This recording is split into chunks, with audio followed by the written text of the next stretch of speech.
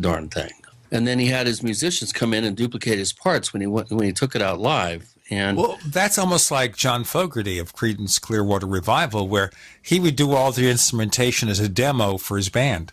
Well, Prince did it for the album. And Sure.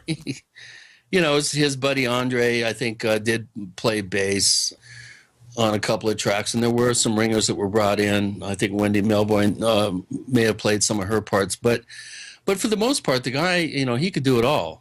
He could sing, he could dance, he could play. He was an unbelievably talented guitarist, keyboardist, helped invent the whole 80s drum sound. The guy was, in a class all by himself. And within the music industry, he was a man apart. Anybody that I knew in New York in the 80s, when you would say Prince, their eyes would kind of wax over and they go, my God, I wish I was that talented. He really was a major talent. And the fact that he's gone at such an early age is a little bit disturbing. He really was into what I think some people would call conspiracy subjects. He was a big researcher into chemtrails, climate change and weather modification, that sort of thing. He was also very much into the ruling cabals that kind of dictate, big business. He had his own problems with his major label for a number of years and refused to release any albums, and then finally came up with the idea of renaming himself as an unpronounceable symbol so that he could continue recording, because the guy was constantly coming up with new material, and without a record company and with all the legal hassles he was going through, it made it a problem. So instead of releasing them as Prince, he released them as this kind of male-female composite sort of symbol. Wasn't he once called the artist formerly known as Prince? Yeah, Symbol Man.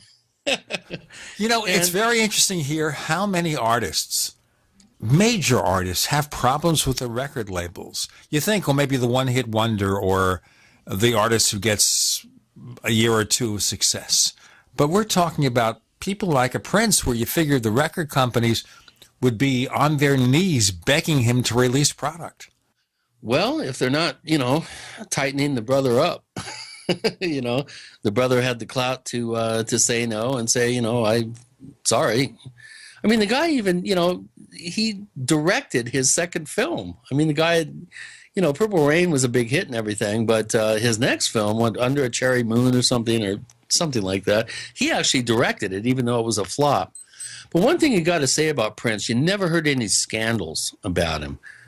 There was never any tawdry TMZ type, journalistic sensationalism surrounding the man and his career, and he kept a very low profile, and he kept his private life private, and he seemed to be a real straight shooter. He didn't have a lot of issues outside of a few kind of notorious relationships that he had, including Madonna. I think he even dated for a while. But the guy was he was within the music business. I mean, he was the wonder kid. He could do no wrong. Everybody that I ever talked to, regardless of whether they were fans or not, they all acknowledged his incredible talent, and he may be.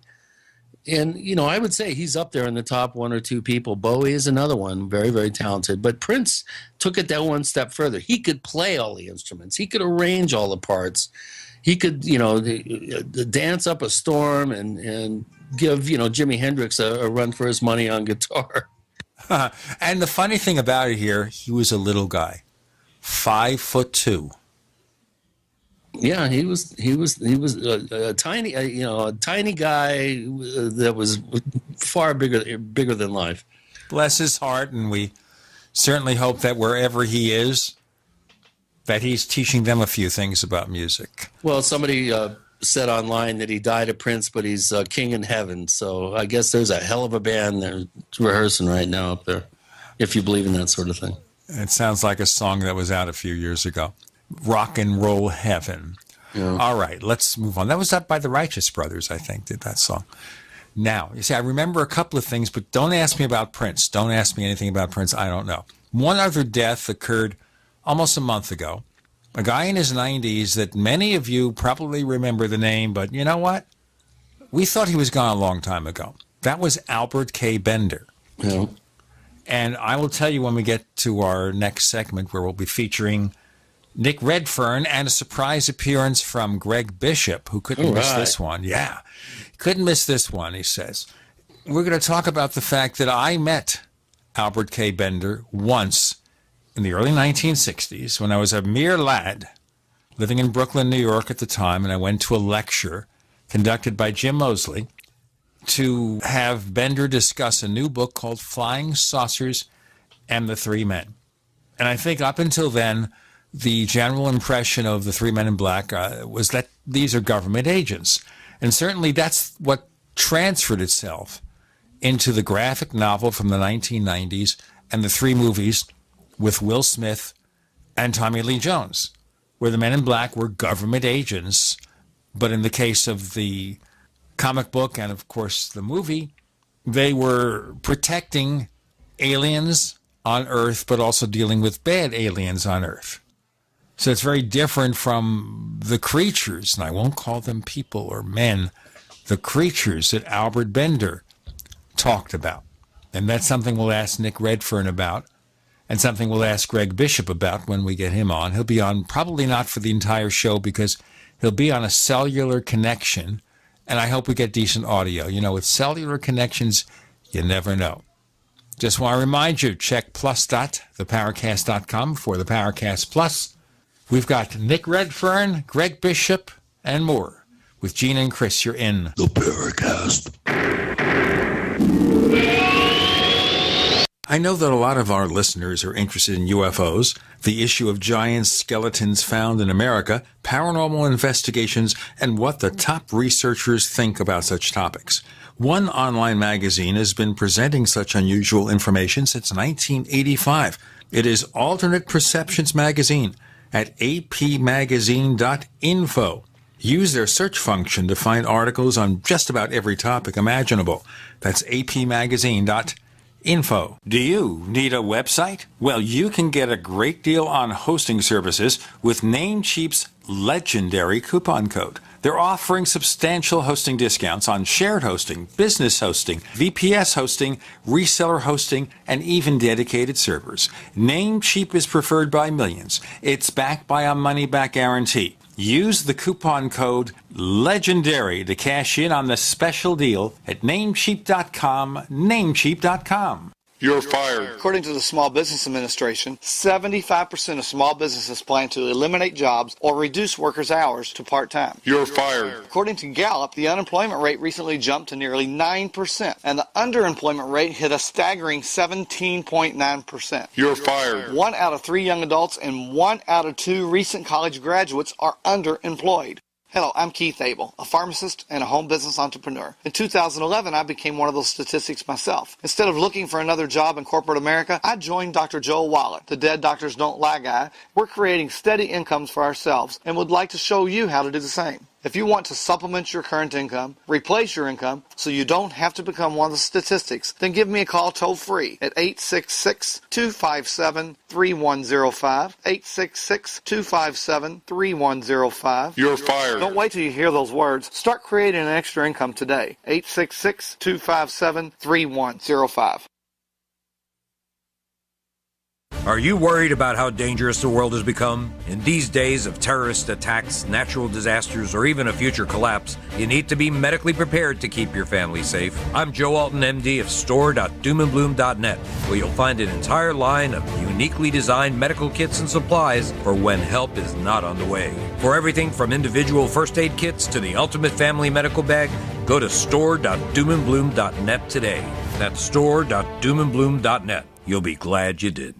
How would you like to make 17% on your money in only 90 days? That's right, gold owners made 17% in only 3 months as gold had its best quarterly gain in 30 years. Gold is on the move and you need to get government-issued legal tender gold coins starting at only $139 each. The U.S. Money Reserve, one of the largest gold distributors in the country, announces the first ever at-cost gold release on this station for only $139 each. 1-866-944-GOLD or go online at usmoneyreserve.com. Official U.S. government-issued legal tender solid gold coins at cost for only $139 each. Call 1-866-944-GOLD. Ask for a free 55-page Gold Buyer's Book. Plus, get a free Walking Liberty $50 just for reading this must-have book all about gold. Remember, gold is on the move, up 17%. Call 1-866-944-GOLD. Water is the single most important thing your body needs, so you want to be sure it's the best for you and your family. Since 2005, thousands have depended on Berkey purified water. The Berkey Guy provides the lowest priced filtration systems in every size. For incredibly delicious water now and in an emergency, get to GoBerkey.com or call 877-886-3653. 877-886-3653. GoBerkey.com. We'd like to hear from you. If you have a comment or question about the Paracast, send it to news@theparacast.com. That's news@theparacast.com. And don't forget to visit our famous Paracast community forums at forum.theparacast.com. So we have two guests for the price of one. We've got Nick Redfern, we've got Greg Bishop. And Chris was telling me before, he reminded me the last times that both Nick and Greg were on, for various reasons I'm not going to get into right now, Chris O'Brien was not here. But I made him... Oh, poor Chris. My two favorite guests, and I screwed up. Hey, it's on me, but we'll make up for lost time. Right, I'll have Chris ask all the questions and I'll sit back. I think Chris was probably talking to his handler about, what was going down on the show. That wouldn't surprise me. Yeah, he was reporting back. I mean, I think it's a bonus when he reports on Nick. Wait a minute. What handler? I can't even handle myself, let alone... You think somebody else could handle me? No way.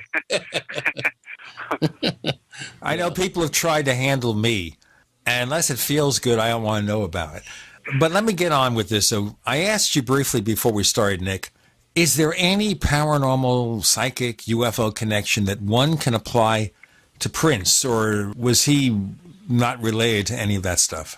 Well, I don't know if he was interested in paranormal and UFO stuff, but I'm sure there are people who are going to, there's going to be blog posts where people are saying that there's some sort of significance about his death or whatever, and they'll point to they'll come up with some synchronistic issues with dates and stuff. But I think what often happens is that when we're dealing with famous people, there's often this tendency, whether consciously or subconsciously, to try and make a meaning behind the death beyond just the fact that, well, they died, But at the end of the day, we're all human. We're no different just because somebody's on stage or somebody's in the movies.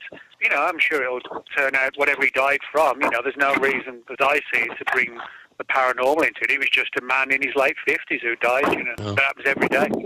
I did actually read one thing already about Prince apparently talking about something paranormal related, and that's why he got offed in the last couple of weeks, because he mentioned something, I guess. But yeah, I've already seen one of them already online. Dying in your own elevator in your own house, that must be an awful way to go. Well, some people that will say, look, the guy had an elevator. He didn't do pretty bad after all. Did pretty good. The guy's got an elevator. He and Mitt Romney.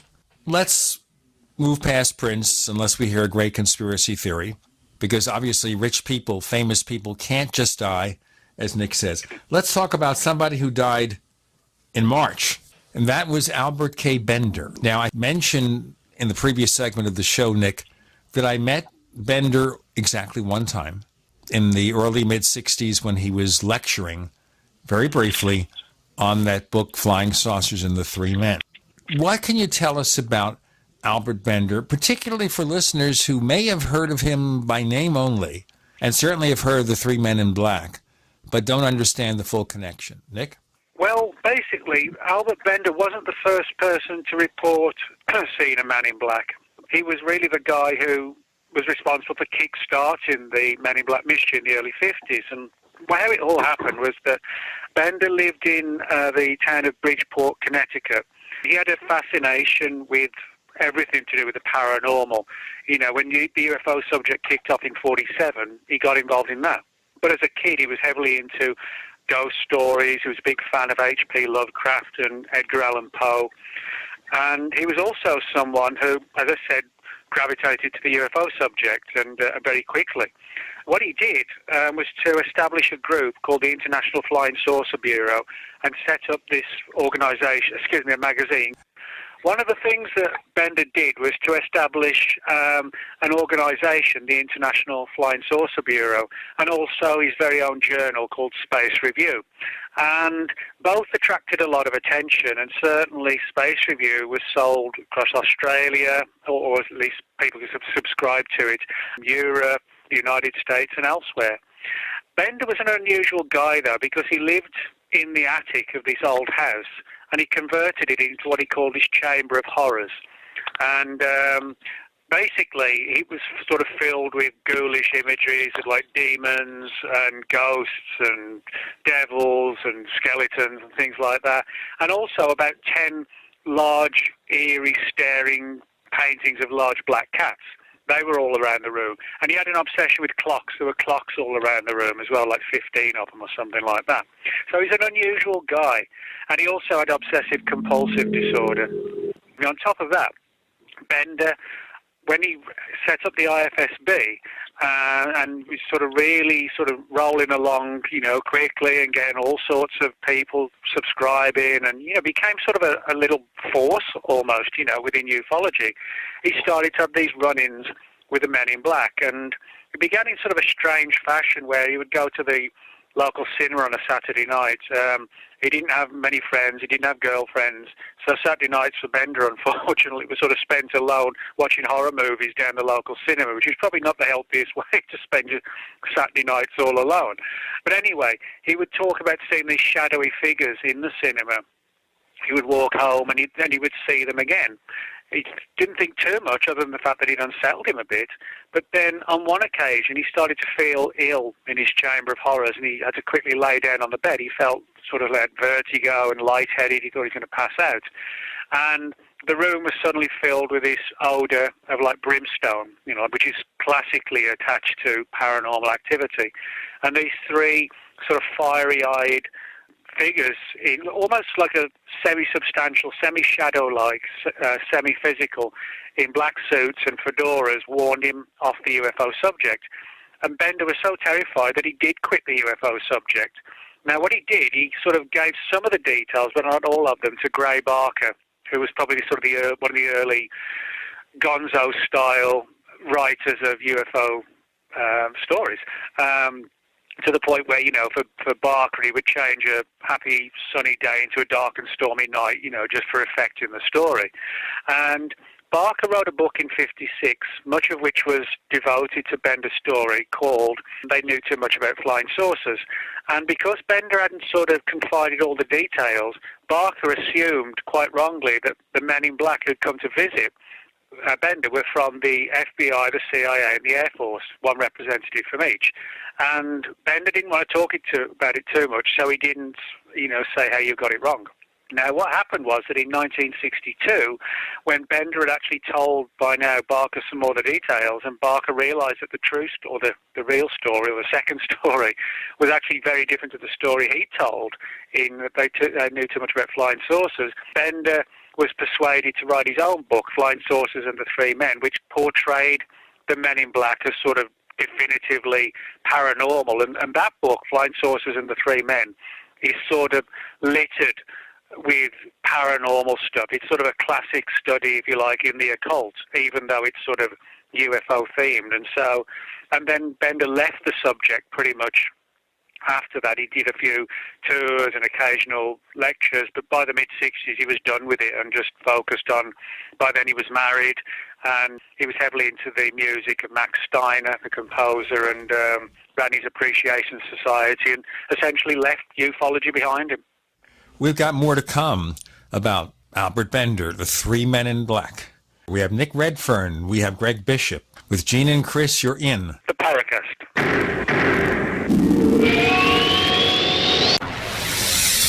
You are listening to GCN. Visit GCNlive.com today. No other network provides the level of customer service we do.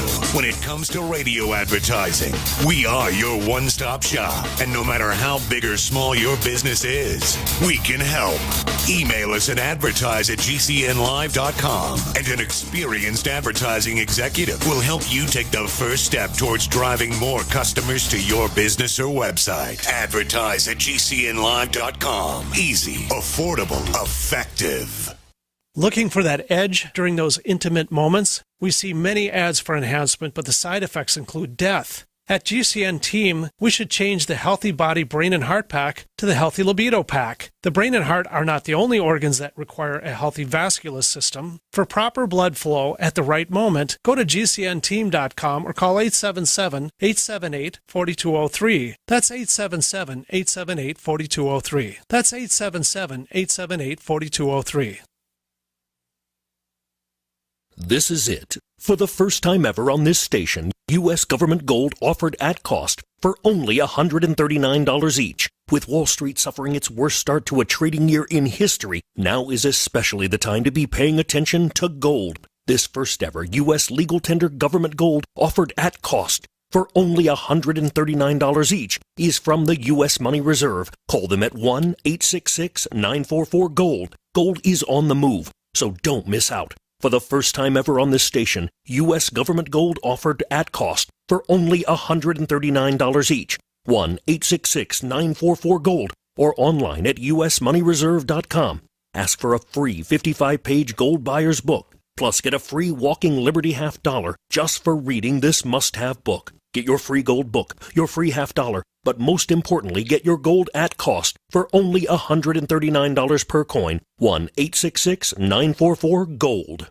Hi, Peter Vaccaro for ParanormalDate.com. Are you looking for love in all the wrong places? Now you have a chance to change that by signing up for free at ParanormalDate.com. This incredible dating site puts people of like minds together. People who are interested in the strange, the unusual, mysteries, ghosts, UFOs, and the afterlife, and so much more. ParanormalDate.com was developed for you, people seeking a viable alternative to the other dating services. You can join for free by going to ParanormalDate.com, and if you decide you like it and want to connect with people, use the code GEORGE for a substantial discount. Mark Rawlings, president of ParanormalDate.com, says so many people hunger to share their experiences about the paranormal, the unexplainable, or the afterlife, and so much more, and this is the source for them to meet and share that common interest. So sign up for free at ParanormalDate.com, ParanormalDate.com, and use the code GEORGE if you decide to connect with someone you like. Are you tired of commuting to a job that makes someone else rich, working harder than ever, but getting nowhere? Do you hate spending hundreds of dollars every week on daycare, having someone else raise your children? With our opportunities, you can start earning money as soon as next week. You get to be the boss, work from home, and live a happier life. At Be the Boss Network, you'll find hundreds of work-from-home opportunities that you can literally start today and be earning money as soon as next week. Go to freedom106.com and start earning money as soon as next week. You get to be the boss. Get out of the rat race. Work from home. Go to freedom106.com right now and change your life today. That's freedom, the number 106.com. Go to freedom106.com and start earning money as soon as next week. You be the boss. Go to freedom106.com.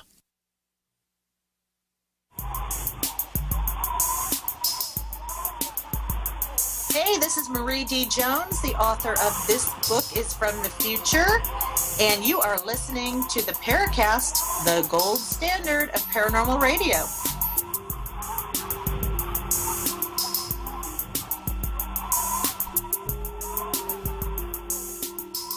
Nick Redfern, Greg Bishop, the story about the late Albert K. Bender. I mentioned this briefly in our previous segment, and some longtime listeners of the Paracast know this. I met Albert Bender exactly one time.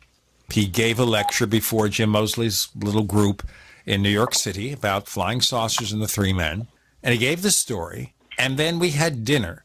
Now, this was probably 1963 or 1964, and Jim Moseley was married briefly to a woman named Sandra. who prided herself as being an amateur psychologist. Her claim to fame, whatever it was to be a handwriting analyst. In any case, we have dinner with Bender. Bender is there with his wife, and he goes off for a quick visit to the boys' room, and Sandra says to Jim, he's got problems. She had the impression, I don't know whether there's any basis for it or not, that this guy was a deeply troubled person. Now, had anyone in the field made that kind of conclusion or because of the nature of the claim?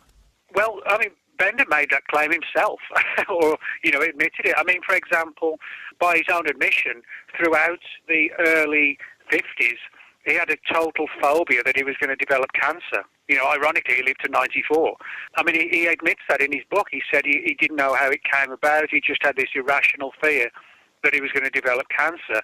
And on top of that, he also admitted, and this is where I mentioned, like, he had OCD, he said that whenever friends came over, if they picked anything up, say, off one of the tables, and they put it back down, just slightly to the left, he'd have to replace it to where it originally was.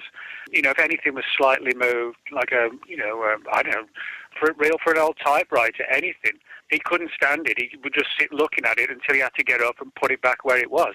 This isn't other people making claims. Bender, to his credit or however you look at it, was actually quite open on the fact that these issues ran through his mind.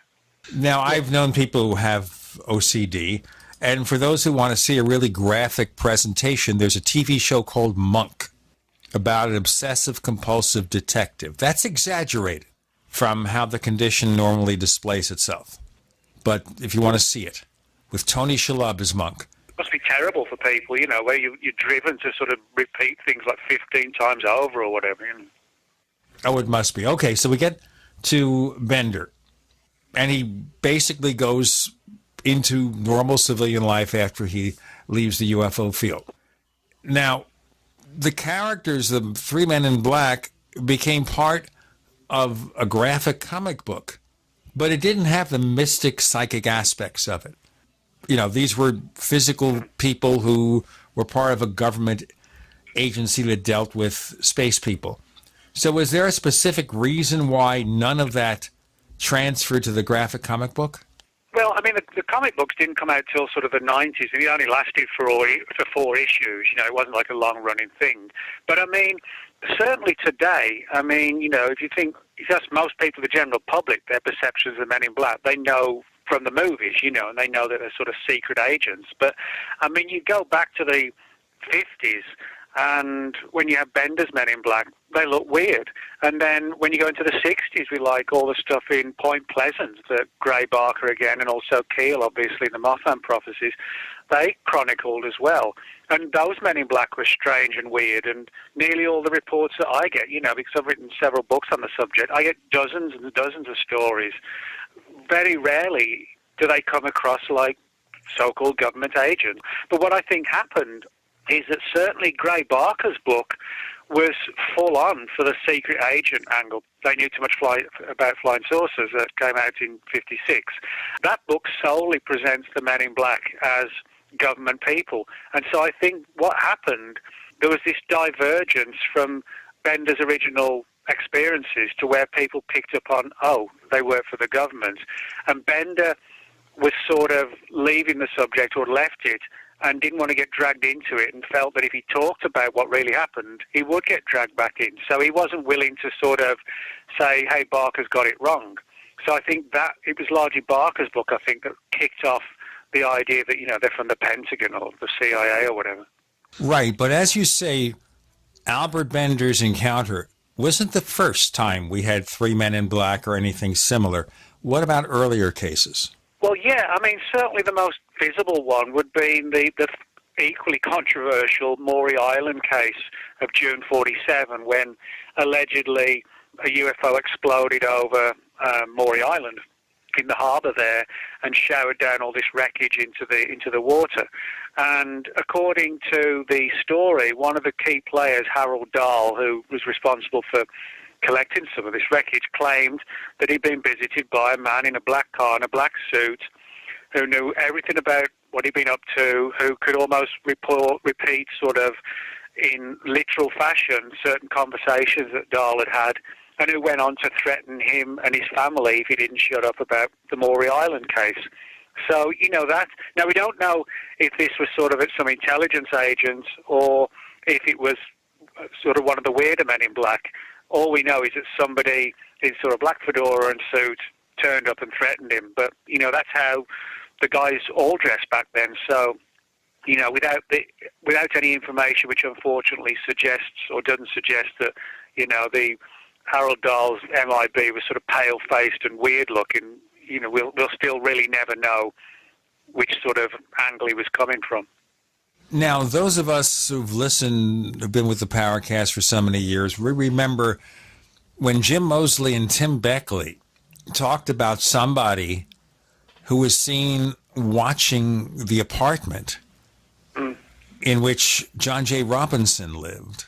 And there was a photograph of somebody who looked to me like he was someone out of a Godfather movie, not a Man in Black.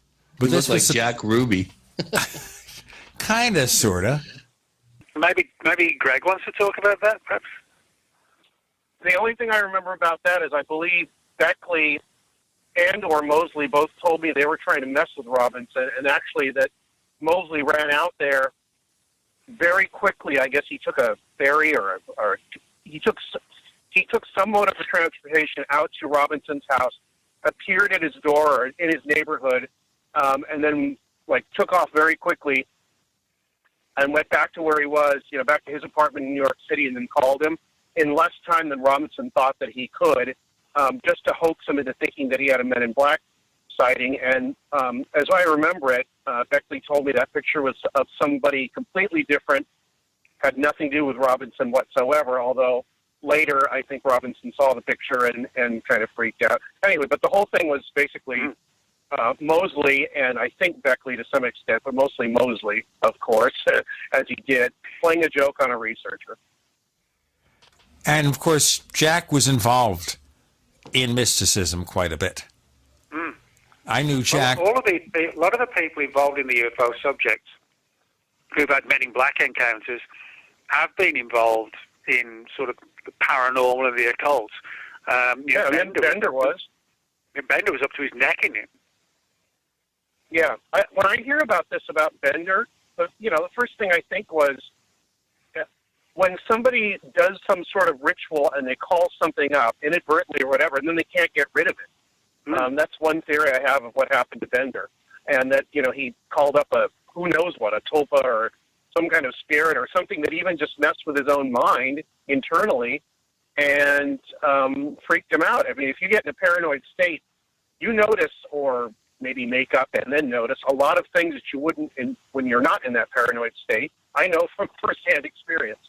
Well, this is something here we see in pop culture quite often, where someone, as a lark or something, even if it's just with a Ouija board, summons up something. This happens, for example, there's a TV show on Sci-Fi called The Magicians, based on a series of novels. And it happens there, where they call up somebody with a spell, and suddenly they're not equipped to handle the consequences. We are, because we have Nick Redfern, we have Greg Bishop, we have Gene and Chris. You're in the Paracast.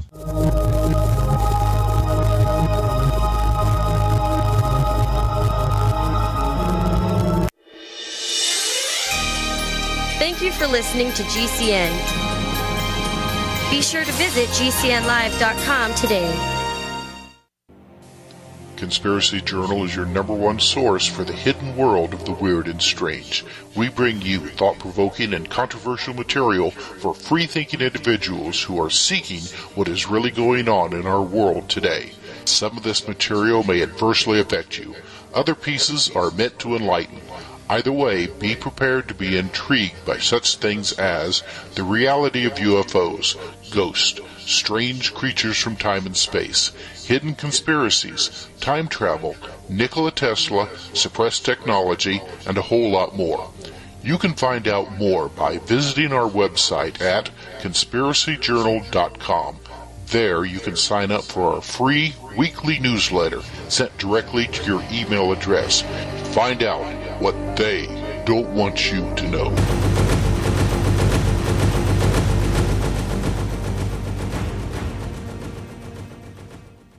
We use mobile devices right against our bodies every day, but growing scientific evidence has emerged showing serious health risks associated with exposure to EMF radiation emitted from these devices. The solution is Defender Shield, the most effective mobile radiation shielding ever developed. Defender Shield blocks virtually 100% of EMF radiation from cell phones, tablets, and laptops, and starts at just $64.99. Buy now at DefenderShield.com. For 10% off, use promo code GCN. DefenderShield.com, the worldwide leader in mobile radiation shielding. Paid non-attorney spokesperson Adam Pulaski of the Pulaski Law Firm with principal office in Houston, Texas is the attorney responsible for the content of this ad. This ad is not legal advice, and the choice of a lawyer should not be based solely upon advertisement. Services may not be available in all states. Attention Xarelto users. If you or a loved one took Xarelto and suffered a serious bleeding event, you may be entitled to financial compensation. Xarelto is a popular prescription blood thinner used to prevent blood clots and protect patients from strokes. These serious bleeding events have led to numerous cases of hospitalization and even death. Phone lines are open 24/7. Call 800-261-0937. That's 800-261-0937.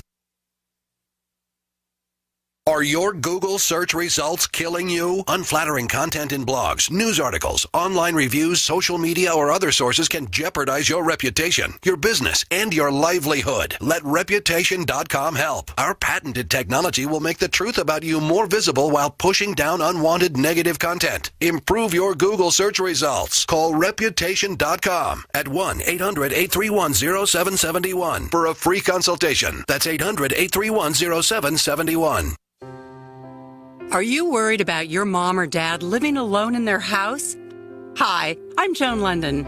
Listen, I know how difficult it is to find senior care for someone you love. That's why I recommend a free service called A Place for Mom. They are the nation's largest senior living referral service. Call A Place for Mom today. To receive free information on senior living communities in your area, call A Place for Mom at 1-800-704-6182. A Place for Mom offers free one-on-one advice from local advisors and a personalized list of senior living communities you can visit. If you have questions about senior care for your mom or dad, there's a place for answers, A Place for Mom. Call A Place for Mom in the next 10 minutes to get your free ebook on financing senior care as well as free information on senior living communities in your area. Call 1-800-704-6182. That's 1-800-704-6182. Dr. Joel Wallach here. If you're a baby boomer and you're worried about the big epidemics coming, and I'm not talking about the bird flu or the swine flu, I'm talking about epidemics of Alzheimer's disease, heart disease, obesity, diabetes, arthritis, cancer. That's because the 80 million baby boomers followed all the advice of doctors, and Houston, we have a problem. See Dr. Wallach live in Farmington, New Mexico, Thursday, May 12th at 7 p.m. Go to www.cdocinfarmington.com. That's www.cdocinfarmington.com. This is Leslie Kane, and I'm with the Coalition for Freedom of Information, and you are listening to the Paracast. With Gene and Chris on the Paracast, we have Nick Redfern, a special guest appearance by Greg Bishop, focusing on Albert K. Bender, but also the three men in black, or whatever number of men in black you want. We want to focus also on the Paracast Plus, because what we offer in the Paracast Plus is the ad-free version of this show, better quality audio. We also give you the After the Paracast podcast, where we can't predict what we're going to do each week. Sometimes it's guests, sometimes it's color commentary. Sometimes we talk about things having nothing to do with the paranormal.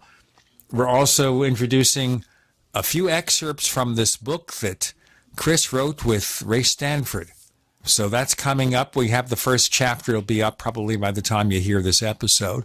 Also, we have show transcripts. We're going to have a classic Paracast episode section where we kind of spruce up the sound quality, take out the ads too.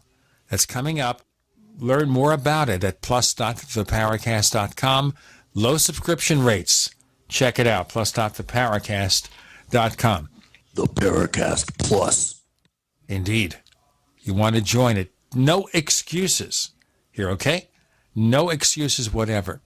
Now, with Nick and with Greg, we were talking here about the consequences that may happen if you're unprepared when you try to call up something. Well, it's important to remember, a lot of people don't know this, but Bender actually had what he called like a supernatural altar that he built in his attic. I mean, it was like an altar with skeletons on and, where you could kneel in front of it. when you're sort of so tied into the occult and things like this as he was, I actually do believe there are sort of supernatural realms. I really do believe that. And I think, you sort of put the thought out there and, you perform certain rituals and rites that it can open a door to something. I think that's what happened with people like Jack Parsons and Aleister Crowley. And I think Bender's problem was that although he was sort of actually well versed in the occult, he wasn't like a dabbler. I don't think he was ready for what happened. And what I think possibly could have happened is that he called something through, whether inadvertently or deliberately, and because of all his UFO stuff, and maybe he'd even got visited by the FBI, who knows?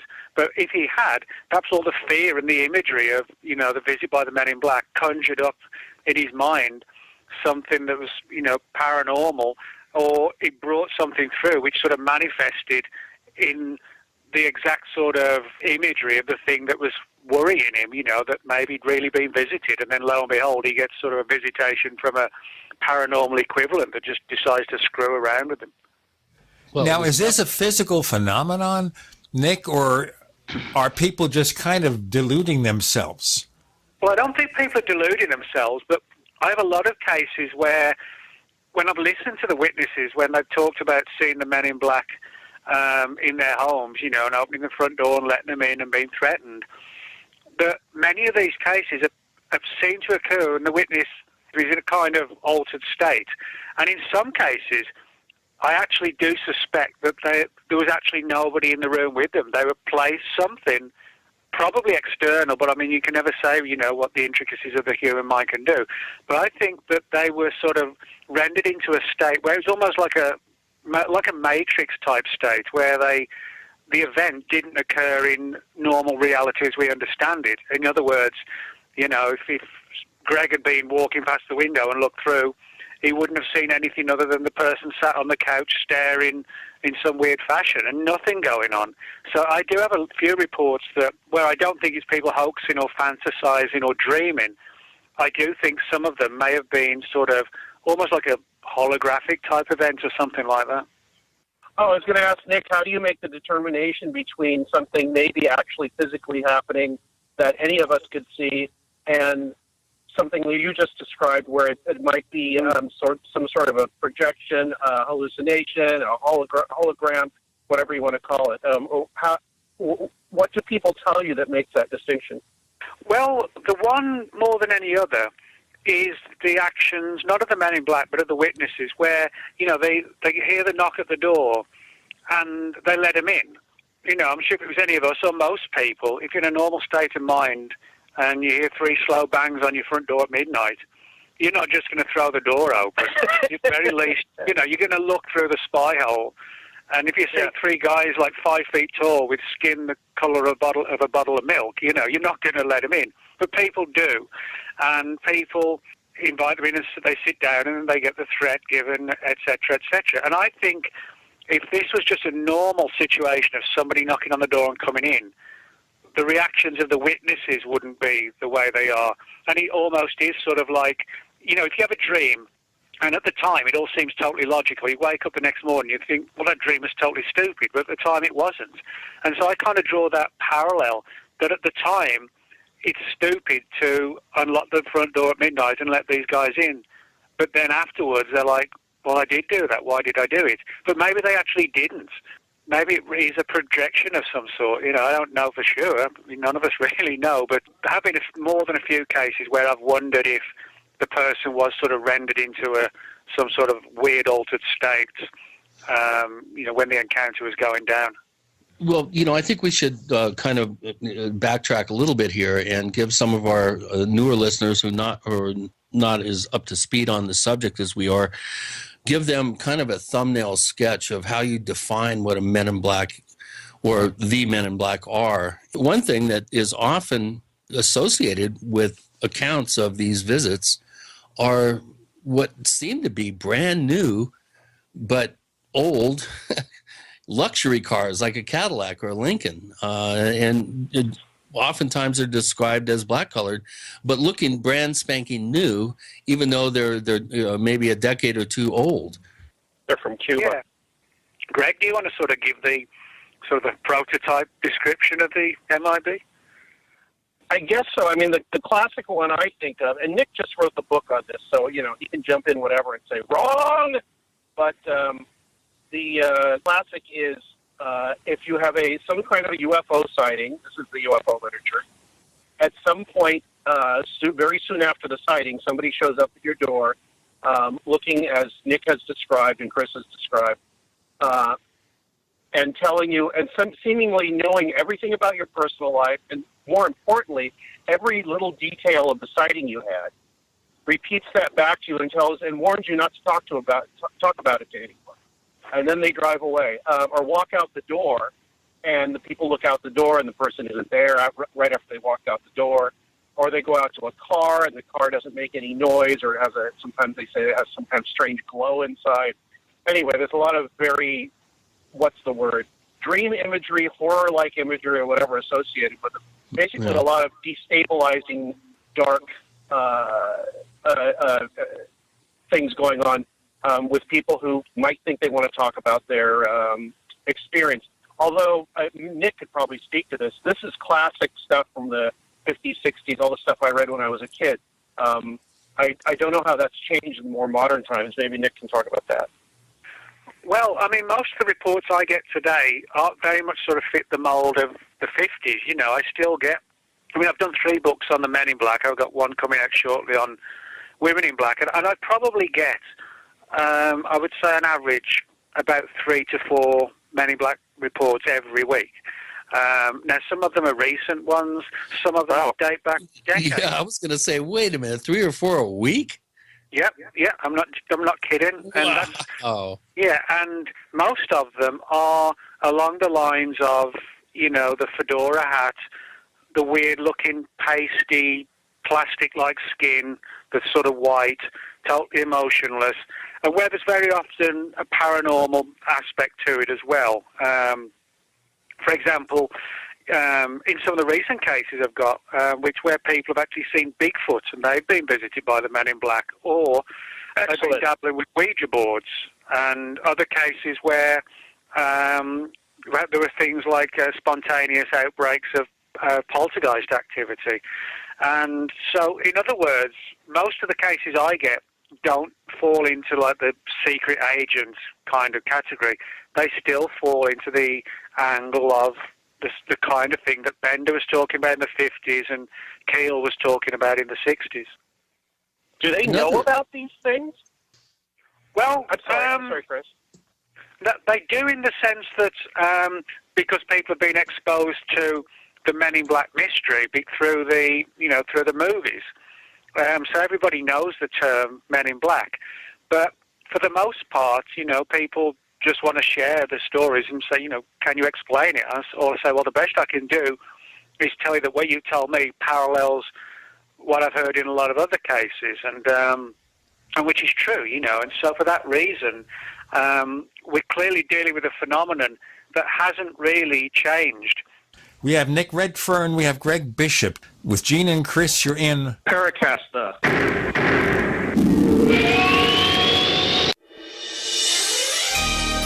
Thank you for listening to GCN. Be sure to visit GCNlive.com today. Attack of the Rockoids has been well received by critics and readers alike. It's a thrill-a-minute story you'll never forget. A former U.S. military intelligence officer is haunted by intense dreams about a beautiful woman pleading for his help after a terrible battle in outer space. But the dreams turn out to be true and thrust him into a telepathic love affair with a woman whose faraway planet is intent on destroying the Earth. And now the gripping tale continues in The Coming of the Protectors. It's the second book of the Rockoids trilogy, a galaxy-spanning adventure that pits our hapless heroes against powerful, fanatical enemies that threaten the lives of freedom-loving beings everywhere. Attack of the Rockoids and The Coming of the Protectors, classic science fiction at its best, available now. For more details, visit rockoids.com. That's ROCKOIDS.com. How would you like to make 17% on your money in only 90 days? That's right, gold owners made 17% in only 3 months as gold had its best quarterly gain in 30 years. Gold is on the move, and you need to get government-issued legal tender gold coins starting at only $139 each. The U.S. Money Reserve, one of the largest gold distributors in the country, announces the first-ever at-cost gold release on this station for only $139 each. 1-866-944-GOLD or go online at usmoneyreserve.com. Official U.S. government-issued legal tender solid gold coins at cost for only $139 each. Call 1-866-944-GOLD. Ask for a free 55-page gold buyer's book. Plus, get a free Walking Liberty $50 just for reading this must-have book all about gold. Remember, gold is on the move, up 17%. Call 1-866-944-GOLD.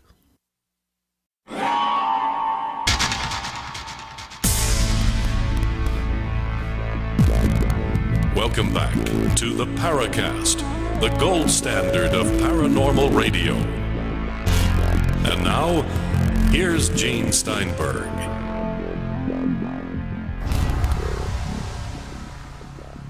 Paracasta sounds like pasta. Paracasta? Paracast, That's a Spanish version. Paracast, Paracasta. It's either Italian or Spanish. I haven't figured it out yet.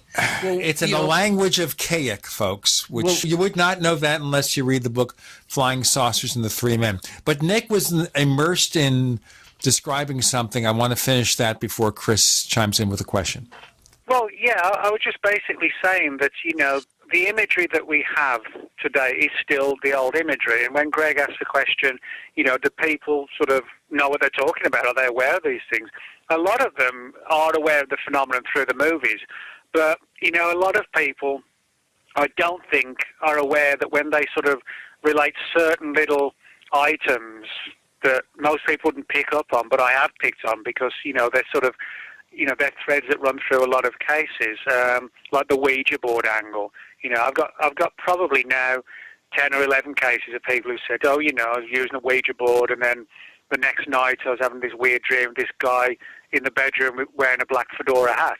I've got so many cases like that it goes beyond, for me at least, being a coincidence. So, people are seeing these things. They want answers, but and they haven't changed. As I said, they're still Albert Bender's MIB from years ago.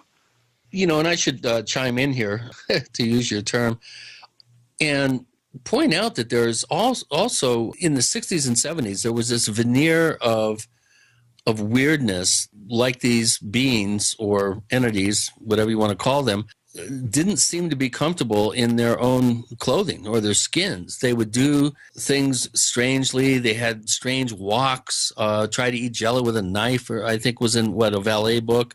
Yeah. In many cases, they were described as having kind of Oriental features, which is something that I think the average person who's heard the term Men in Black really is not aware of. And quite a number of cases have featured descriptions of pasty white-skinned beings, but they have Oriental features, which anybody want to care to comment on that?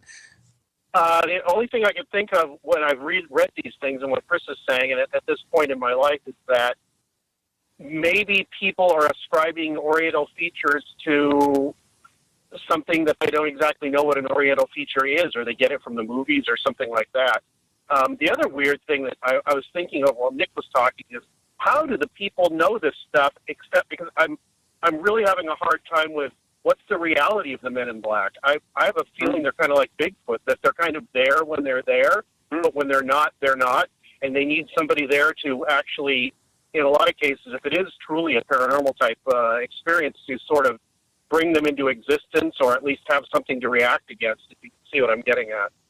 No, I totally understand. I mean, there actually are a couple of pointers in that direction. One being that it's almost as if the Men in Black, when they arrive, they turn up at the door literally out of nowhere, and then when they leave, they just flit out of reality. There are cases of people race into the door after they've gone.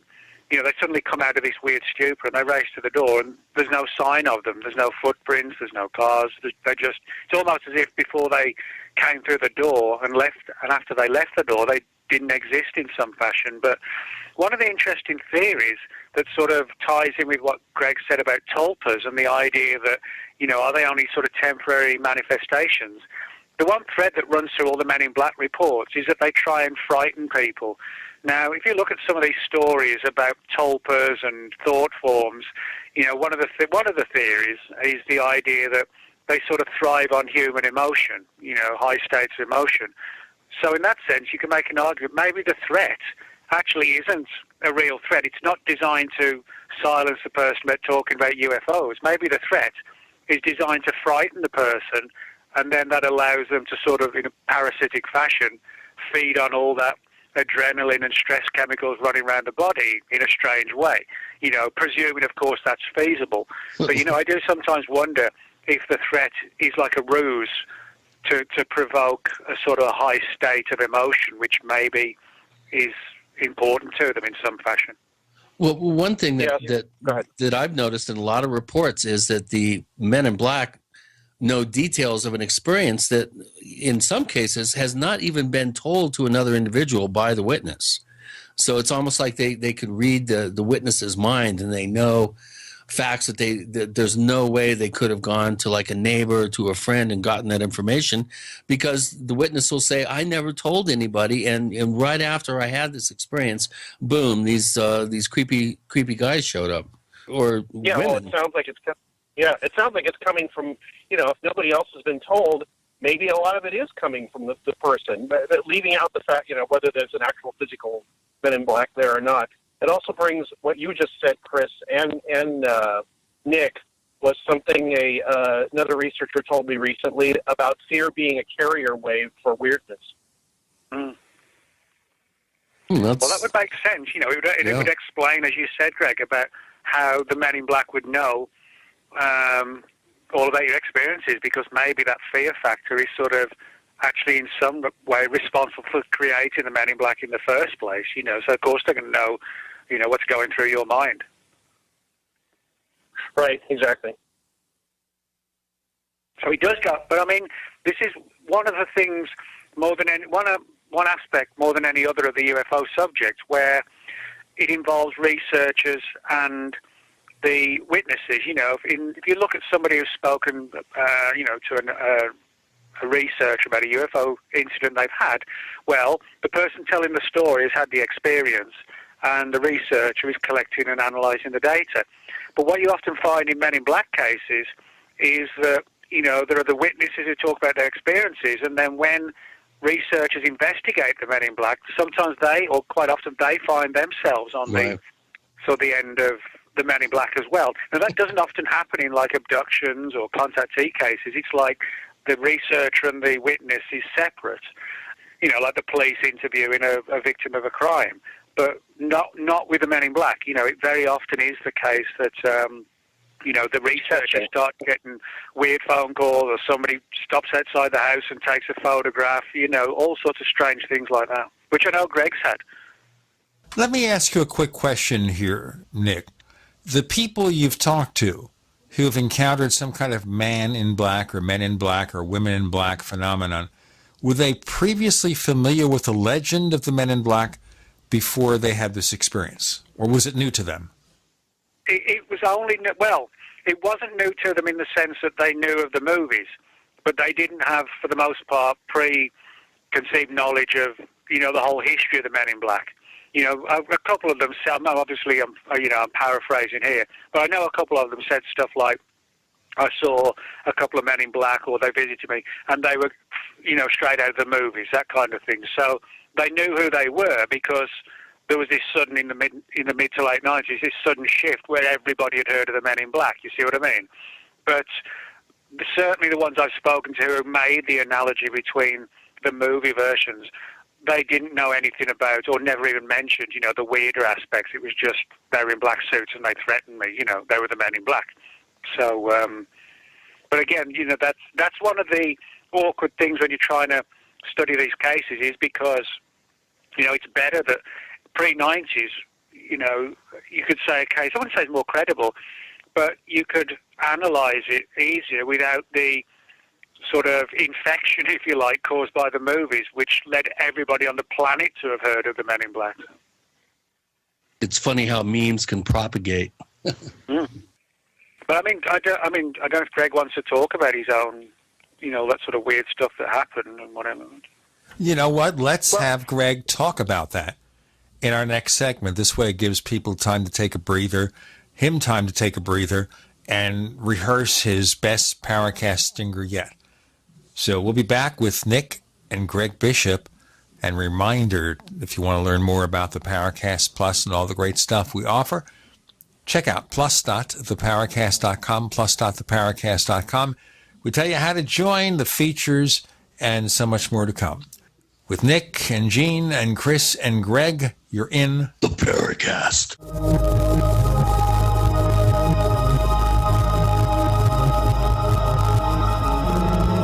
Do you need a website? Well, you can get a great deal on hosting services with Namecheap's legendary coupon code. They're offering substantial hosting discounts on shared hosting, business hosting, VPS hosting, reseller hosting, and even dedicated servers. Namecheap is preferred by millions. It's backed by a money-back guarantee. Use the coupon code LEGENDARY to cash in on the special deal at Namecheap.com, Namecheap.com. First came Attack of the Rockoids, and it was a critically acclaimed success. And now there is The Coming of the Protectors. A former military intelligence man is contacted by a space woman in a dream that turns out to be a nightmare because evil forces on her distant planet are planning to conquer the Earth. This is gripping science fiction of the classic kind. Attack of the Rockoids and The Coming of the Protectors. Find out more at rockoids.com. That's Rockoids, ROCKOIDS.com. As if chlorine in our water weren't bad enough, now they're adding ammonia? It's true. Some municipalities are now adding ammonia plus chlorine to your water supply. It's a disinfectant called chloramine. But with a trusted Big Berkey water filter, you can keep chloramine out of your water. New NSF EPA certified lab tests show EPA Berkey water filters remove chloramines, pharmaceuticals, BPA, pesticides, bacteria and viruses, all forms of fluoride, and much more. Big Berkey water filters are the original and most trusted on the market. The gold standard in water purification. And our filters last for years at less than 2 cents per gallon. Big Berkey, the one that's powerful enough to purify stagnant pond water. Get your Big Berkey today. Call 1-877-99-BERKEY or click BigBerkeyWaterFilters.com. That's 1-877-99-BERKEY. Big Berkey Water Filters, for the love of clean water. I'm Jesse Gonzalez, Vice President at Kmart. Did you know that premature birth is the #1 killer of babies in the United States, or that survivors can face a lifetime of serious health problems? But you can help. Join me in Kmart for the March for Babies Walk. We'll work together to raise funds for research and programs that help the marginalized fight premature birth and birth defects and improve the health of moms and babies. Start your team today at marchforbabies.org. Hi, Peter Vaccaro for ParanormalDate.com. Are you looking for love in all the wrong places? Now you have a chance to change that by signing up for free at ParanormalDate.com. This incredible dating site puts people of like minds together. People who are interested in the strange, the unusual, mysteries, ghosts, UFOs, and the afterlife, and so much more. ParanormalDate.com was developed for you, people seeking a viable alternative to the other dating services. You can join for free by going to ParanormalDate.com, and if you decide you like it and want to connect with people, use the code GEORGE for a substantial discount. Mark Rawlings, president of ParanormalDate.com, says so many people hunger to share their experiences about the paranormal, the unexplainable, or the afterlife, and so much more, and this is the source for them to meet and share that common interest. So sign up for free at ParanormalDate.com, ParanormalDate.com, and use the code GEORGE if you decide to connect with someone you like. This is Dan Pilla. Do you owe the IRS money you can't pay? Are tax debts crippling you? I've defended people from the IRS for over 30 years. I've helped thousands, and I can help you too. I wrote the book on IRS settlement, and I'm telling you, there's no such thing as a hopeless case. Call 800-34-NO-TAX to finally get free of IRS debt. With the IRS's new programs, there's never been a better time to solve your problem.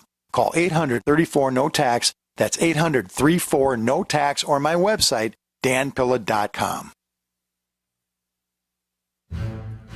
We'd like to hear from you. If you have a comment or question about the Paracast, send it to news@theparacast.com. That's news@theparacast.com. And don't forget to visit our famous Paracast community forums at forum.theparacast.com. So we have Nick Redfern, Greg Bishop, Gene, and Chris. Greg? Nick asked me to describe my it wasn't really a Men in Black, because I've never really had a Men in Black episode, but I did have a paranoid period of my life, which lasted for about a year, and I referred to this a little bit earlier. What it was is that this guy from Naval Intelligence started telling me things. He started telling me that people could look at my computer when I was on the computer. They could watch me anytime they wanted. Anyway, he just got me worked up into a paranoid frenzy. The funny thing was, stuff started happening. And I'll give you a couple examples. One, mail started being opened and intercepted before it got to my post office box, which hadn't happened before. And it was completely unrelated to this Navy guy. It was Carla Turner and Peter Jordan, who Chris knows about. He was a cattle mutilation researcher. Every envelope I got from those two people were either destroyed, opened, or something, which means that somebody was trying to let me know that they were watching that mail, because you can open mail and not have anybody know. The other thing I think Nick was referring to is one time I was sitting in my front room and I looked out in the front and there was a guy sitting across the street in a car looking in our front window of our apartment on the ground floor. And when I went up to the window to see what was going on, he took a picture and drove away. Now, I suppose he could have been a real estate person or something. I don't know. No, he was a fan, Greg. Come on. He was a fan. Right. He wanted to actually come and buy a copy of Greg's book, It Defies Language. No, this is before that book came out. Oh, well. Maybe he knew the book would come out one of these days. He was a time traveler. The other thing is I started getting phone calls all day and night that would, I'd pick up the phone and there'd be either nothing or a strange noise, and I'd hang the phone up. No heavy breathing? No heavy breathing. Unfortunately, I didn't get any heavy breathers. So, usually you don't have women heavy breathers, but whatever. No. Well, that would be fun. Yeah. Then I'd stay on the line, But it would be like a buzzing or some like weird noise, and I would get paranoid and go, "Oh my God, this is the tone that's going to take over my mind and make me go, kill the president or something, I'll Manchurian Candidate." And the final thing, I'm trying to think of the final thing that really freaked me out. Oh, I talked about this in the book. I was working at night in my house, and I'll make this short, in my apartment. There was an apartment upstairs that was exactly the same floor plan as mine. This is like 2 a.m. Everybody's asleep. I'm working on my computer, working on Excluded Middle. I get up and walk out of my room, and I notice that my landlord, whoever was up there, because my landlord lived there, walked out of that room upstairs the same time I did, and then walked back to the back bedroom, and that person upstairs walked back to the back bedroom, and I thought, weird coincidence. And then for the next probably 5 minutes or more, whoever it was up there went everywhere I went in the house. Really weird. I mean, I really started getting freaked out. And so finally I ran into my computer, and for some reason the first thing I remembered is the guy told me, people can read what's on your computer screen. I typed in really large letters. I called up Microsoft Word or something, put a really large font. I typed in, "I know what you're doing, stop it." And it stopped. Oh, boy. Hey, just because you're paranoid doesn't mean they're not mimicking your every movement. Yeah, well, this is why I was talking about, being in kind of a paranoid state of mind and what happens, and, you really can't tell what's real anymore, at least real to somebody outside of your mindset or what's going on to you personally. Doesn't mean it's not real, and not real for you. I mean, this is getting into very weird definitions about reality and all that. But finally, I got tired of being scared all the time, so I just said, look, I'm just going to stop being scared. I don't care what's going on. Nobody's hurting me. Nobody's threatened me. So I'm just going to assume that everything's fine. And within a month or so, all the stuff stopped. And they stopped opening the mail. I stopped getting the phone calls. Now, so, what happened there? Obviously, phone calls and getting stuff in the mail is not something I imagined. But when I made the decision to stop being paranoid, the paranoid stuff stopped. Really weird. Well, that's interesting. It reminds me of the only MIB case that I ever, and I wouldn't even call it an MIB case. It's just a sort of ancillary to the actual case, which is one of two abduction cases that I actually ever, were presented in 13 years in the San Luis Valley. And, I bring this up because, Nick, you mentioned that abductees rarely, to my knowledge, if ever, have gotten threatened by MIB-type characters. And this particular woman was having contact with supposed ET beings, and she was okay with it. In fact, she had an ET lover, according to her. And the one aside that I just can't help but mentioning is that she really liked it when he dressed up in this gold lame cape, because it reminded her of Elvis. It's just so weird. But at one point, when she was waiting for, I think it was copies of some of her medical files about a missing third trimester pregnancy, and it goes on to, it's quite an involved story. But at one point, she noticed that her mail had been intercepted, and she wasn't getting mail that, she should have gotten from family and friends and stuff.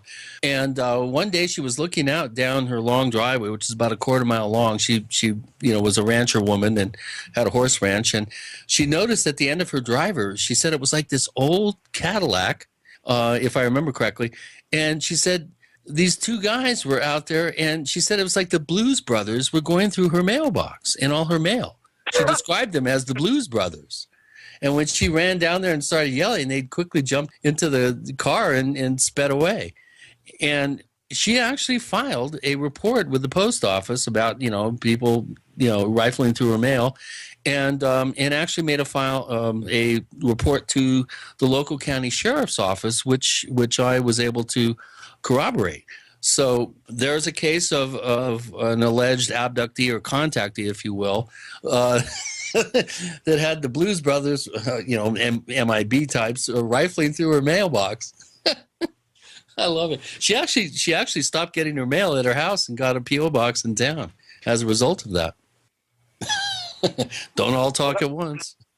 Yeah, well, it wasn't really an MIB thing, but it just illustrates that when you get into kind of a weird frame of mind and weird state and weird, I don't know what it is, you enter some like weirdness field, it starts to feed on itself. And like I said, maybe fear is part of the carrier wave for that. It basically amplifies it and gives it power. Well, that sort of does tie in, with some of the stuff about thought forms and tulpas and, and just sort of the fear factor like Bender.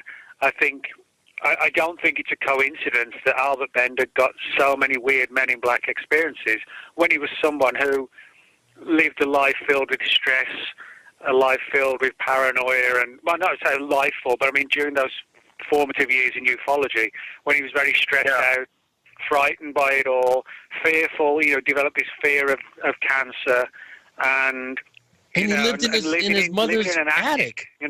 Living in an attic. Let's do our break here. We have Nick Redfern. We have Greg Bishop. We have Gene and Chris looking at the men or the things in black. You're in the Paracast.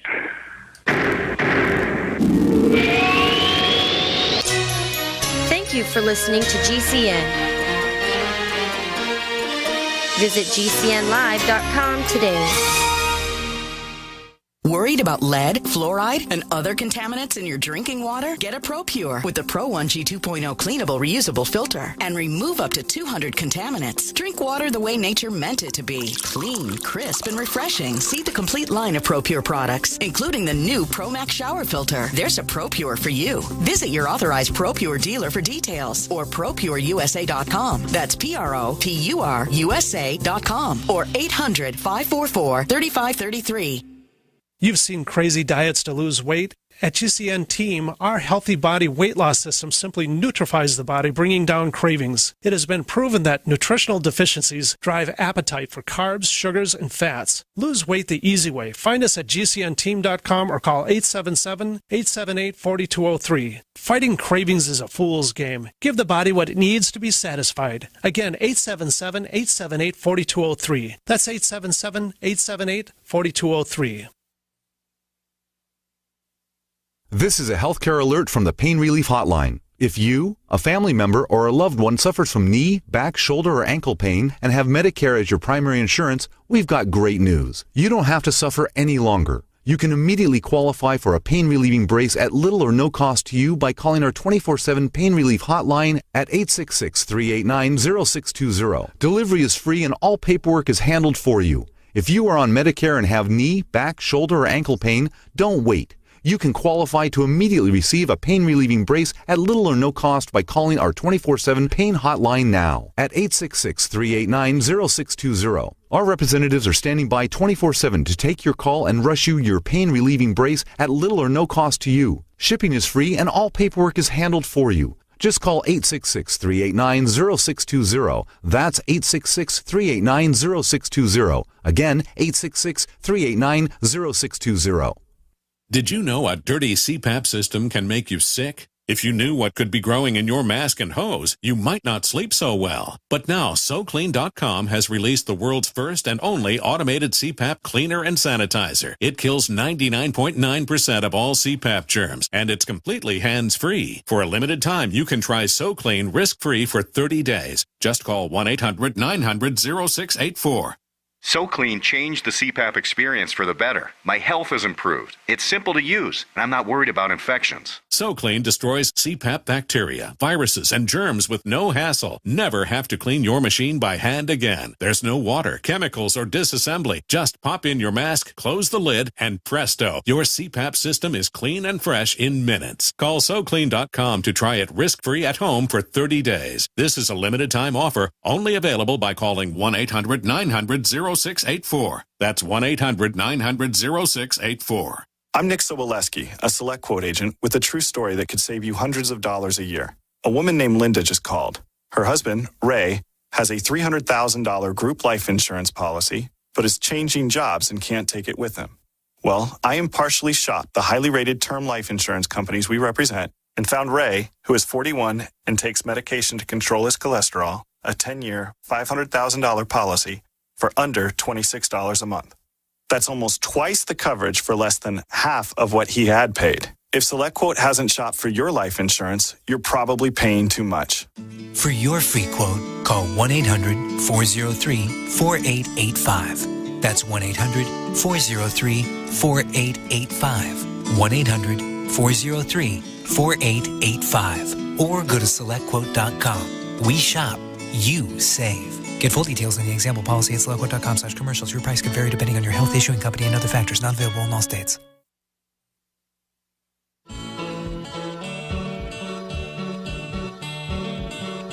This is Micah Hanks of the Gralien Report, and you're listening to the Paracast, the gold standard of paranormal radio.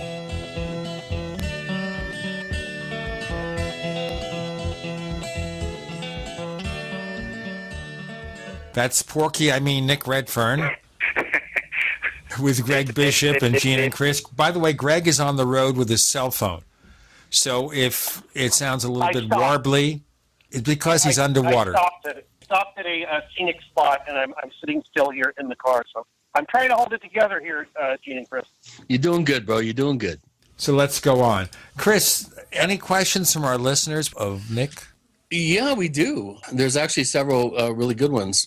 This one comes from Blowfish, Nick, and of course he's been a long-time poster at the Paracast. He just went over the 2,000 post mark, and that's just last week.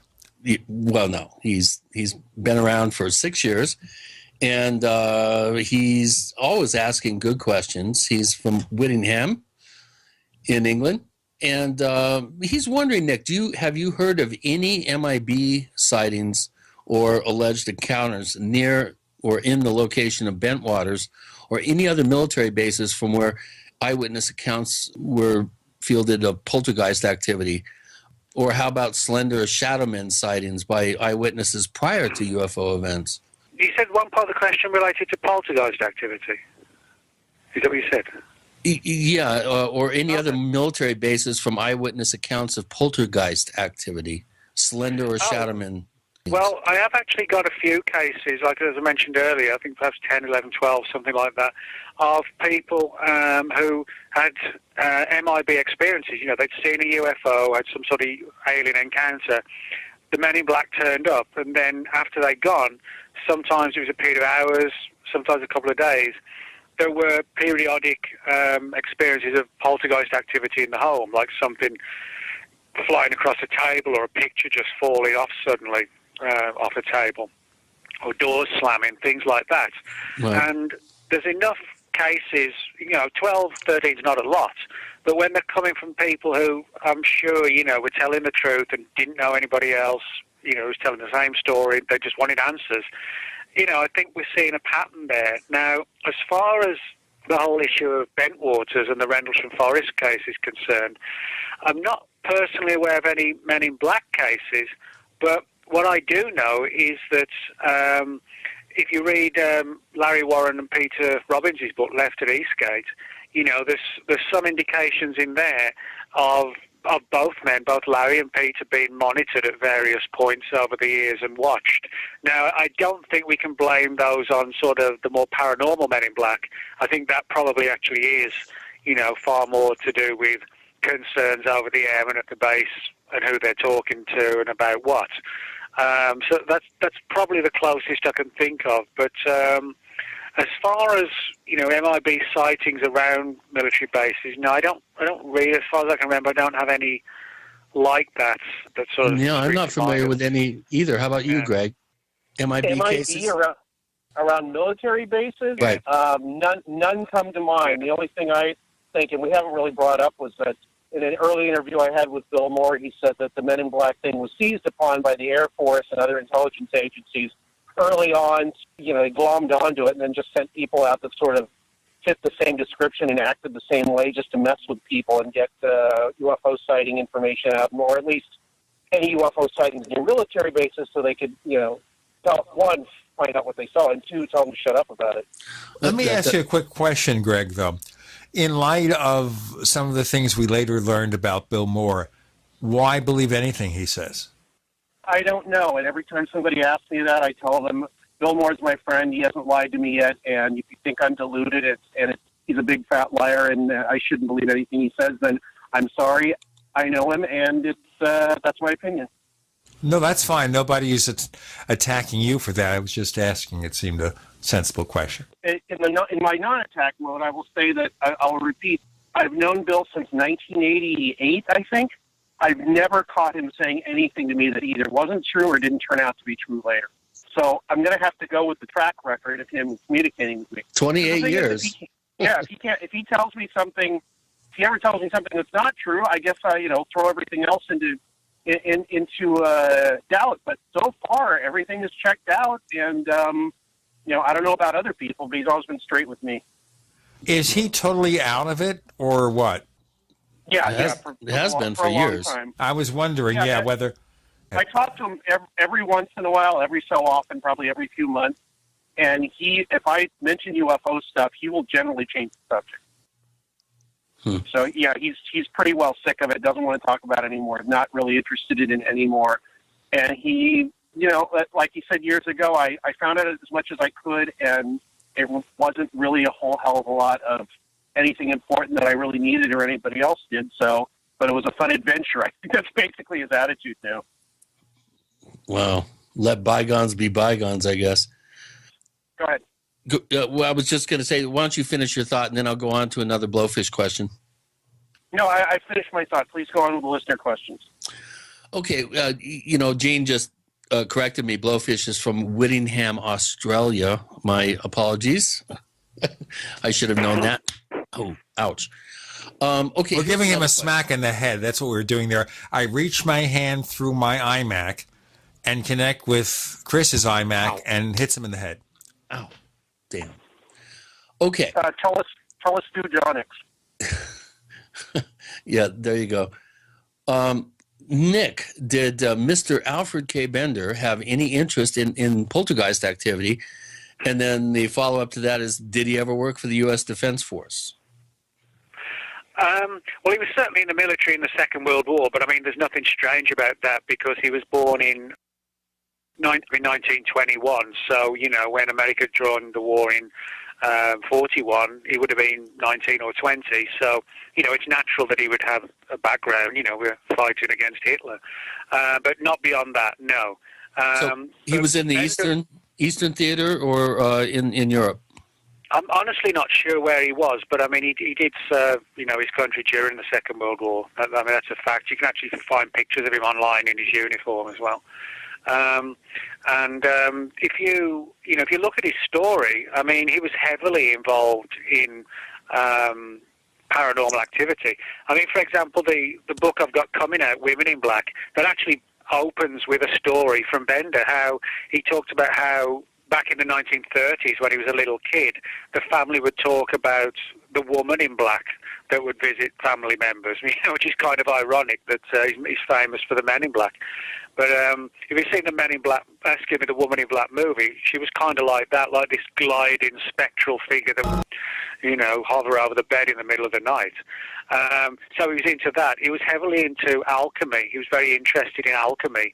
You know, the whole issue of sort of transmuting of metals into, you know, base metals into precious metals, that kind of thing. He was also, I forget what it's called, Greg might know the name, but it's where people sort of hang like a key or something over a Bible and look for certain phrases. Do you know what I'm talking about? What it's called. I know about it. Yeah, Bible man. Yeah. No idea. But I know what you're talking about. Okay, well, Bender used to do that. It was to sort of get, you know, it was almost like divining almost. Yeah, it's a divination tool, like pendulum magic. As I said, he was heavily involved in the UFO subject, but also, like I said, paranormal stuff. He had this supernatural altar, as he called it, in his attic. You know, of all places to sleep in the attic. And as I said, he changed it into this chamber of horrors. And he was well versed in just about every aspect of the paranormal. You know, like I said, he wasn't a dabbler. He wasn't like, you know, somebody today who thinks they know all about the occult because they wear a Marilyn Manson T-shirt and, you know, et cetera. You know, it wasn't like that. Bender was actually very clued up on all this, and maybe that's why he had the experiences, because he wasn't a dabbler. He knew how to, you know. You're kind of hinting around at some ritual magic knowledge. Let's ask about the ritual magic knowledge, real or imagined. We have Greg Bishop, Nick Redfern, Gene Steinberg, Chris O'Brien. You're in El Paracasto.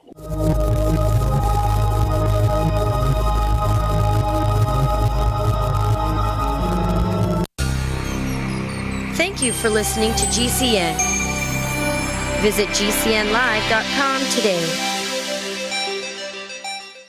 Graphic Converter is the image manipulation tool for the rest of us. It does not use any database. You get full control of all your files. Want to view the images of a folder? Drag it into Graphic Converter and a powerful browser opens up to show your image files. You could use it for slideshows. You could use it to import images from digital cameras or from scanners. Need to do some image editing? You can do that too in Graphic Converter. Also print catalogs. Convert from so many formats I can't even list them. Download now to see if Graphic Converter is good for you, like 1.5 million other users. Guess what? You could save money when you buy Graphic Converter. Use the coupon code Night Owl. Use the coupon code Night Owl to get a special price for Graphic Converter. Go to lemkesoft.com. That's LEMKE soft.com. lemkesoft.com. LEMKE soft.com. Water is the single most important thing your body needs, so you want to be sure it's the best for you and your family. Since 2005, thousands have depended on Berkey purified water. The Berkey Guy provides the lowest priced filtration systems in every size. For incredibly delicious water now and in an emergency, get to GoBerkey.com or call 877-886-3653. 877-886-3653. GoBerkey.com. By now you know that wireless technology like cell phones do in fact pose dangers to the health and privacy of everyone. Block-It Pocket's wide range of products are unmatched in providing the protection you deserve. No scare tactics, just common sense. BlockItPocket.com offers quality American-made options to alleviate and eliminate these invisible dangers. Learn more at BlockItPocket.com or call 888-315-9618. BlockItPocket.com, enhancing health and privacy. Paid non-attorney spokesperson Adam Pileski of the Pileski Law Firm with principal office in Houston, Texas is the attorney responsible for the content of this ad. This ad is not legal advice, and the choice of a lawyer should not be based solely upon advertisement. Services may not be available in all states. Attention Xarelto users. If you or a loved one took Xarelto and suffered a serious bleeding event, you may be entitled to financial compensation. Xarelto is a popular prescription blood thinner used to prevent blood clots and protect patients from strokes. These serious bleeding events have led to numerous cases of hospitalization and even death. Phone lines are open 24/7. Call 800-261-0937. That's 800-261-0937.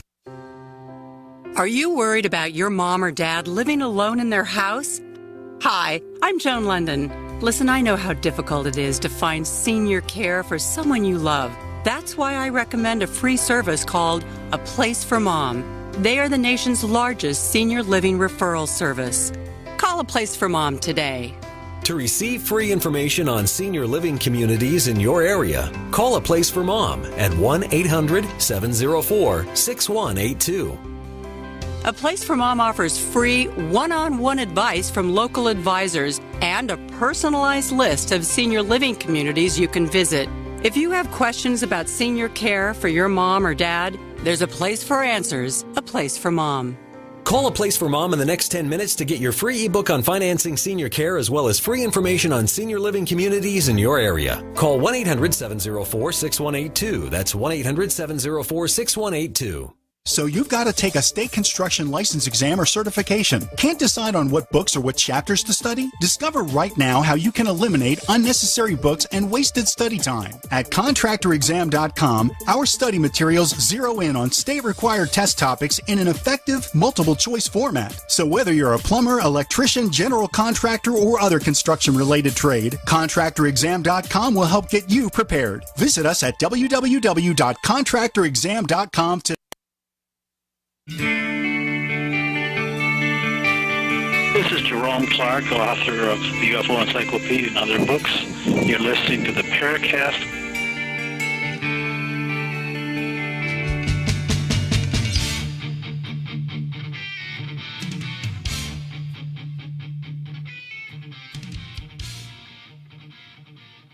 So we're in the store of the Paracast or something like that. I haven't figured this out yet. No, that was definitely Spanish. Okay. Definitely. I have to ask my son Grayson because I don't know much of Spanish. Well, he forgot to roll his R. It's Paracasto. El Paracasto. There we go. And we need to call on Red Pill Junkie. He would show us the way. Yeah. Greg's illustrator for his new book, It Defies Language, which is one of the best books to come out in recent memory on this whole convoluted subject. I'm sure Nick's forthcoming books are going to be right there among them, but I'll tell you, he's quite the artist. Well, you should get. We should get into a discussion of Greg's book. It's a good one. Yeah. I was already on the show talking about the book, but if Chris wants to mention something, that's fine. Well, I'm having so much fun going through it, Greg. I mean, there are some real pearls and pearls of wisdom and just gems of insight. I don't know how else to put it. It's definitely not your normal book, which is really cool in my book. Well, I'm glad you're enjoying it. I mean, I am indeed. I just put out or turned in a Kindle edition with about 70 more pages of stuff. So that'll be released in about 2 weeks. It's got an extra Red Pill Junkie illustration featuring Paul Kimball.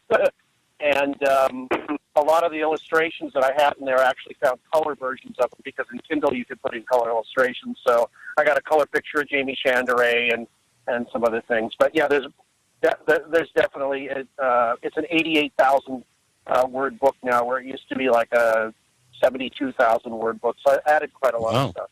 Are you going to restore that to the print edition? No, because it would make the book like 330 pages, and I don't want anybody to have to go through a 330-page book.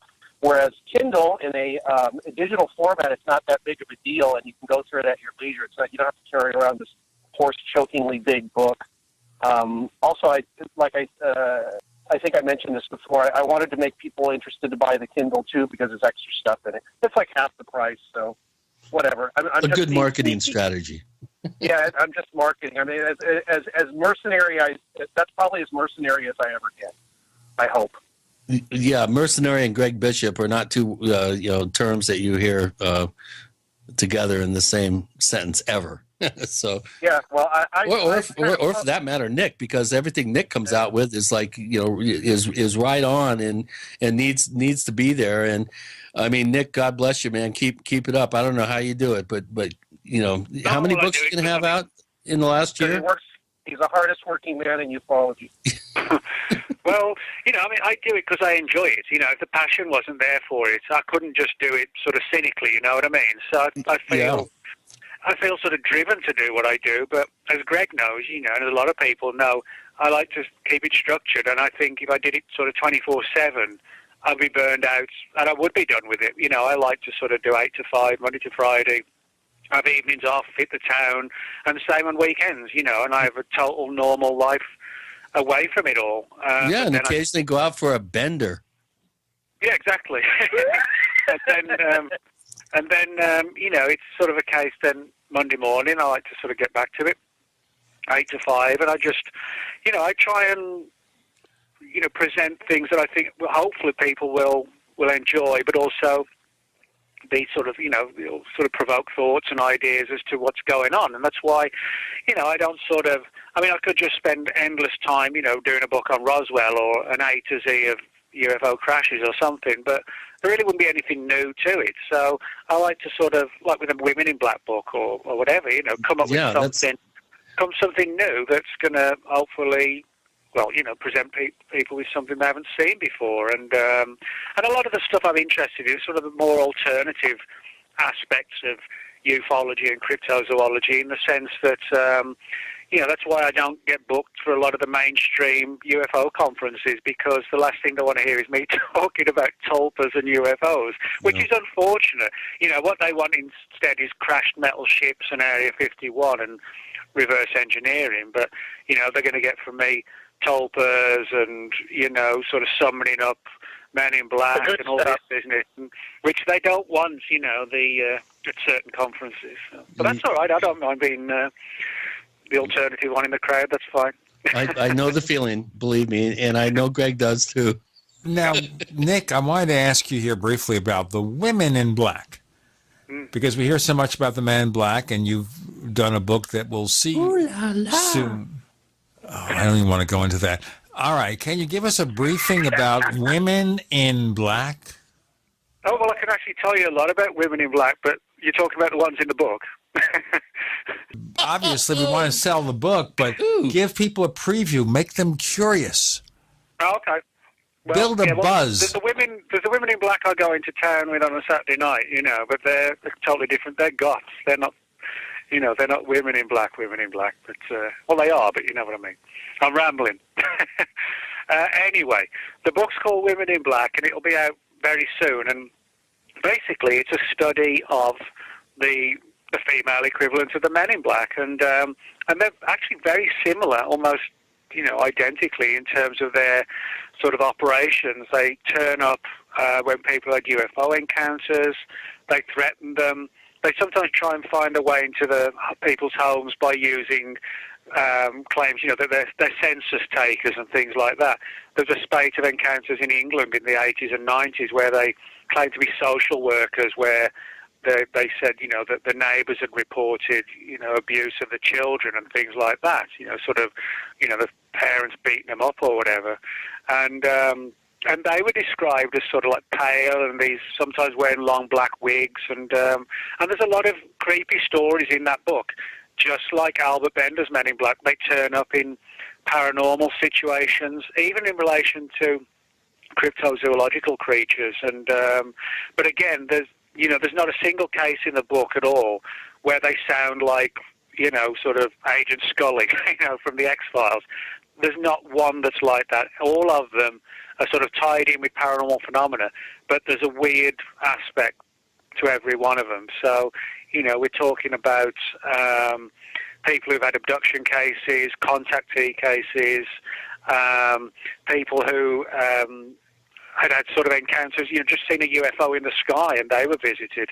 Some of the cases were significant, others you just wouldn't give a second thought to, but even those witnesses got visits. And like the Men in Black, they typically wait to be invited before they come in the house. It sounds like a vampire. Well, that's actually what a lot of these stories do. They sound like upgraded versions of old vampire tales. And but there's not a single case, like I said in the book, which isn't sort of steeped in weirdness. And again, hopefully, it'll open people's eyes to the idea that, wow, this is another component to the UFO mystery that, not completely, but largely, or to a significant degree, has been overlooked. John Keel talked about a few sort of mystery women in black in a couple of his books, but it's never sort of really been expanded on because I think a lot of the times people just don't make the connection, Well, a quick question. Are these primarily cases from the United Kingdom and from America? Or do we have some from elsewhere, from South America, from possibly somewhere else in Western Europe, Asia? Where do most of these reports originate? Well, most of the ones I've got are from the United States and the UK. But in saying that, most of the reports I get of cryptids and anything else are usually from the US and the UK because, they're English language speaking and they're sort of plugged into the UFO subject quite extensively.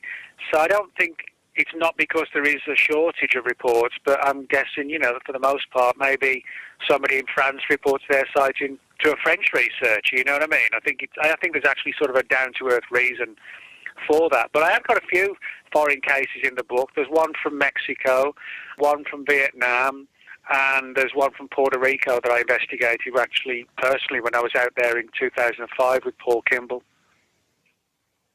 Well, we have a question here from Valerie, who's a fairly new sign-up at forum.theparacast.com, where you can post questions for our guests. And she's wondering about audiobooks. She just, let's see, I think it was Blood of the Gods or one of your newer books, she listened to in audio format and just absolutely loved it. And she's wondering if you're planning on going back through your catalog or releasing other versions of your work in an audio format.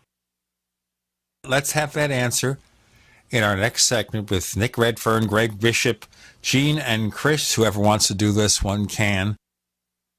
You're in the Paracast.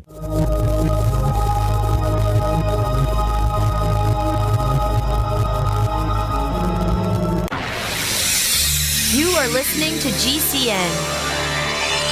Visit GCNlive.com today.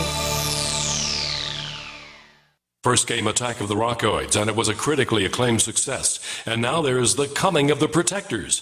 A former military intelligence man is contacted by a space woman in a dream that turns out to be a nightmare because evil forces on her distant planet are planning to conquer the Earth. This is gripping science fiction of the classic kind. Attack of the Rockoids and The Coming of the Protectors. Find out more at rockoids.com. That's Rockoids, ROCKOIDS.com. As you know, neighbors, web hosting can be pretty cheap, but not all hosting is the same. DreamHost wins Best of Awards year after year. You get unlimited disk space, unlimited bandwidth, and even the low-cost plans put your sites on high-performance SSDs. Want to know more about what DreamHost has to offer? Go to technightowl.com/host. Once again, that's technightowl.com/host. When I was 15 and a half years of age, I had 2 large mercury fillings put into my teeth. I got very sick that day, and over time, the mercury exposure damaged my body. My sunny disposition turned to depression and low energy. Many years later, I understood what had happened, and in 1991, I replaced these mercury fillings with white composite. In 1997, I learned that the homeopathic mercury detox I did years earlier did not remove the mercury from my body. I began an effective means of removing mercury from my body. My digestion and elimination returned to normal, and I began to have my life back. From 1999 to 2005, I tested the level of mercury in my body, and each test showed my mercury burden was high. After 5 years on One World Way, I recently did another mercury test. The results showed my body is free of mercury and virtually all toxic metals. One World Way is very powerful for detoxification support. It has helped many, and it may help you. Call 888-988-3325 or visit oneworldway.com. That's oneworldwhey.com.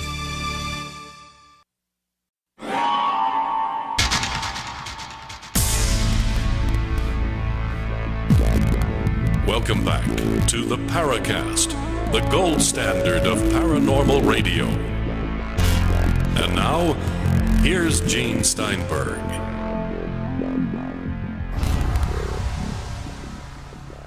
We've got Greg Bishop, Nick Redfern, Gene, and Chris. Started with Albert K. Bender, moved on to the 3 Men in Black and the Women in Black. Nick was asked a question about recording audiobooks. Well, that was good to know that Bally enjoyed it, because I like to get feedback on the audiobooks.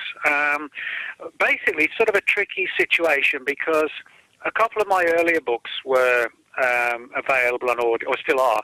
One of them being Pyramids and the Pentagon, and just recently Bloodline of the Gods, and the one that I've got coming out imminently, Weapons of the Gods. That'll actually also be out in audio format in about a month's time. And both of those, Bloodline and Weapons of the Gods, you can buy them in audible form off Amazon, or you can buy them as a box set of CDs as well. Now, when Valerie asked the question about, will I be going through my back catalogue, I probably won't. The reason being that the spin-offs, the audio spin-offs, actually aren't done by me. That's actually done between the publisher and companies that they contract to do the audio recording for them. So in other words, it's out of my hands as to, they have in terms of the rights in the contract, they have the rights to, to sort of market the book to like a German publisher or a French publisher, or to an audio publisher. Now, I mean, I could arrange for someone to do it, but I'm guessing it would be quite a lot of money, really, to sort of hire someone to read every one of my books and then, have to... It'd be cool if you did it. If you recorded it, I'd definitely... You see, otherwise I'd volunteer, but I think it would be special, extra special, to have Nick Redfern do his own books. That's what should happen. Yeah, well... I don't think Nick's going to be able to do it in Mandarin, though. That's the problem. No. I mean, if the publishers want to keep putting them out, I'm happy with that. I think because I think it's a cool format. People like to listen to audiobooks. I don't think I'd really want to have to do it myself. I just don't have the patience for things like that. I'm sort of the wrong person to ask, really. It would drive me insane having to read, my own books for 30-something books across a couple of months. I'd be blowing my brains out at the end of it, I haven't even read my books. Imagine reading them back to yourself in front of a microphone. Oh, I tell you what, I actually did a few audiobooks for the educational market back in the mid-'70s. Somebody was publishing this set of books, and I was doing the pre-press work on it. And then he said, well, you're a radio broadcaster. Why don't you do the audiobooks? And I looked at him, and this is dull stuff. It's not like, one of these page turners like Greg or Nick would write. This was dull. And I did it, and it was painful. Vowed never to do an audiobook again. Well, I'll get you to do Stalking the Herd. How's that? You can go through chapter after chapter of case after case after case. You see, I do this ahead of the rest home. I know that Greg wouldn't let me read his... I know he wouldn't if I asked him. He wouldn't let me read his most famous book because I keep calling it Project Beta. Beta. Beta. Project Beta. Beta. Beta. How do you say it, Greg? How do you say it? Beta. Beta. Alpha, beta, gamma, delta, yeah. And after you beta, then what do you do to her? Yeah, but I would say beta. So it wouldn't sound right. It'd be perfect. anytime anybody reads anything in English in a British accent, no matter what area of the country you're from, Americans automatically think it's got more weight and intellectual heft behind it. Right, gravitas. That's it. Grava who? Gravitas. I know, I'm just kidding. It's got a more integritas behind it. Well, would you like another question from one of our posters here at forum.theparacast.com? Yeah, why not? Okay, this one comes from William Strathman, and he's wondering if you are familiar with Bryce Zabel's experience, which Robbie Graham mentioned here on the Paracast, and there are many MIB reports of a similar nature, he's wondering. I actually haven't heard of that one, no. Wow. Why don't you let Gene fill you in on all the details? Okay. You want to talk more, Chris? Why don't you do it? Well, he of course, for our new listeners, Bryce Zabel co-produced a program, a TV series for NBC back in the 90s called Dark Skies. Yep. And he was visited by what appeared to him to be civilian attired military type operatives who kind of told him that he was on the right track and kind of hinted around that maybe he should I forget the details of exactly what they said, but there was no question in Bryce's mind, at least according to my memory of his recounting the visit, actually, and it was several visits. I think they wanted to meet him in some weird place, and he didn't want to go, and he actually kind of blew it off, and they were actually fairly persistent. I think they contacted him on at least 2 or 3 occasions, and the last occasion he just got too freaked out by the whole thing and just refused to talk to them. Gene, do you remember exactly what it was that they were talking about? I for some reason my mind goes blank when I'm trying to remember what their apparent agenda was in speaking with him. It wasn't like cease and desist, but it was almost like they were saying, yeah, you're on the right track, but we really know what's going on, and if you really want to know, correct me if I'm wrong. I think that's largely it. Yeah, it's one of those things that happens every so often. You meet somebody who claims to know something, and then for whatever reason, nothing ever happens. Nothing comes out of it.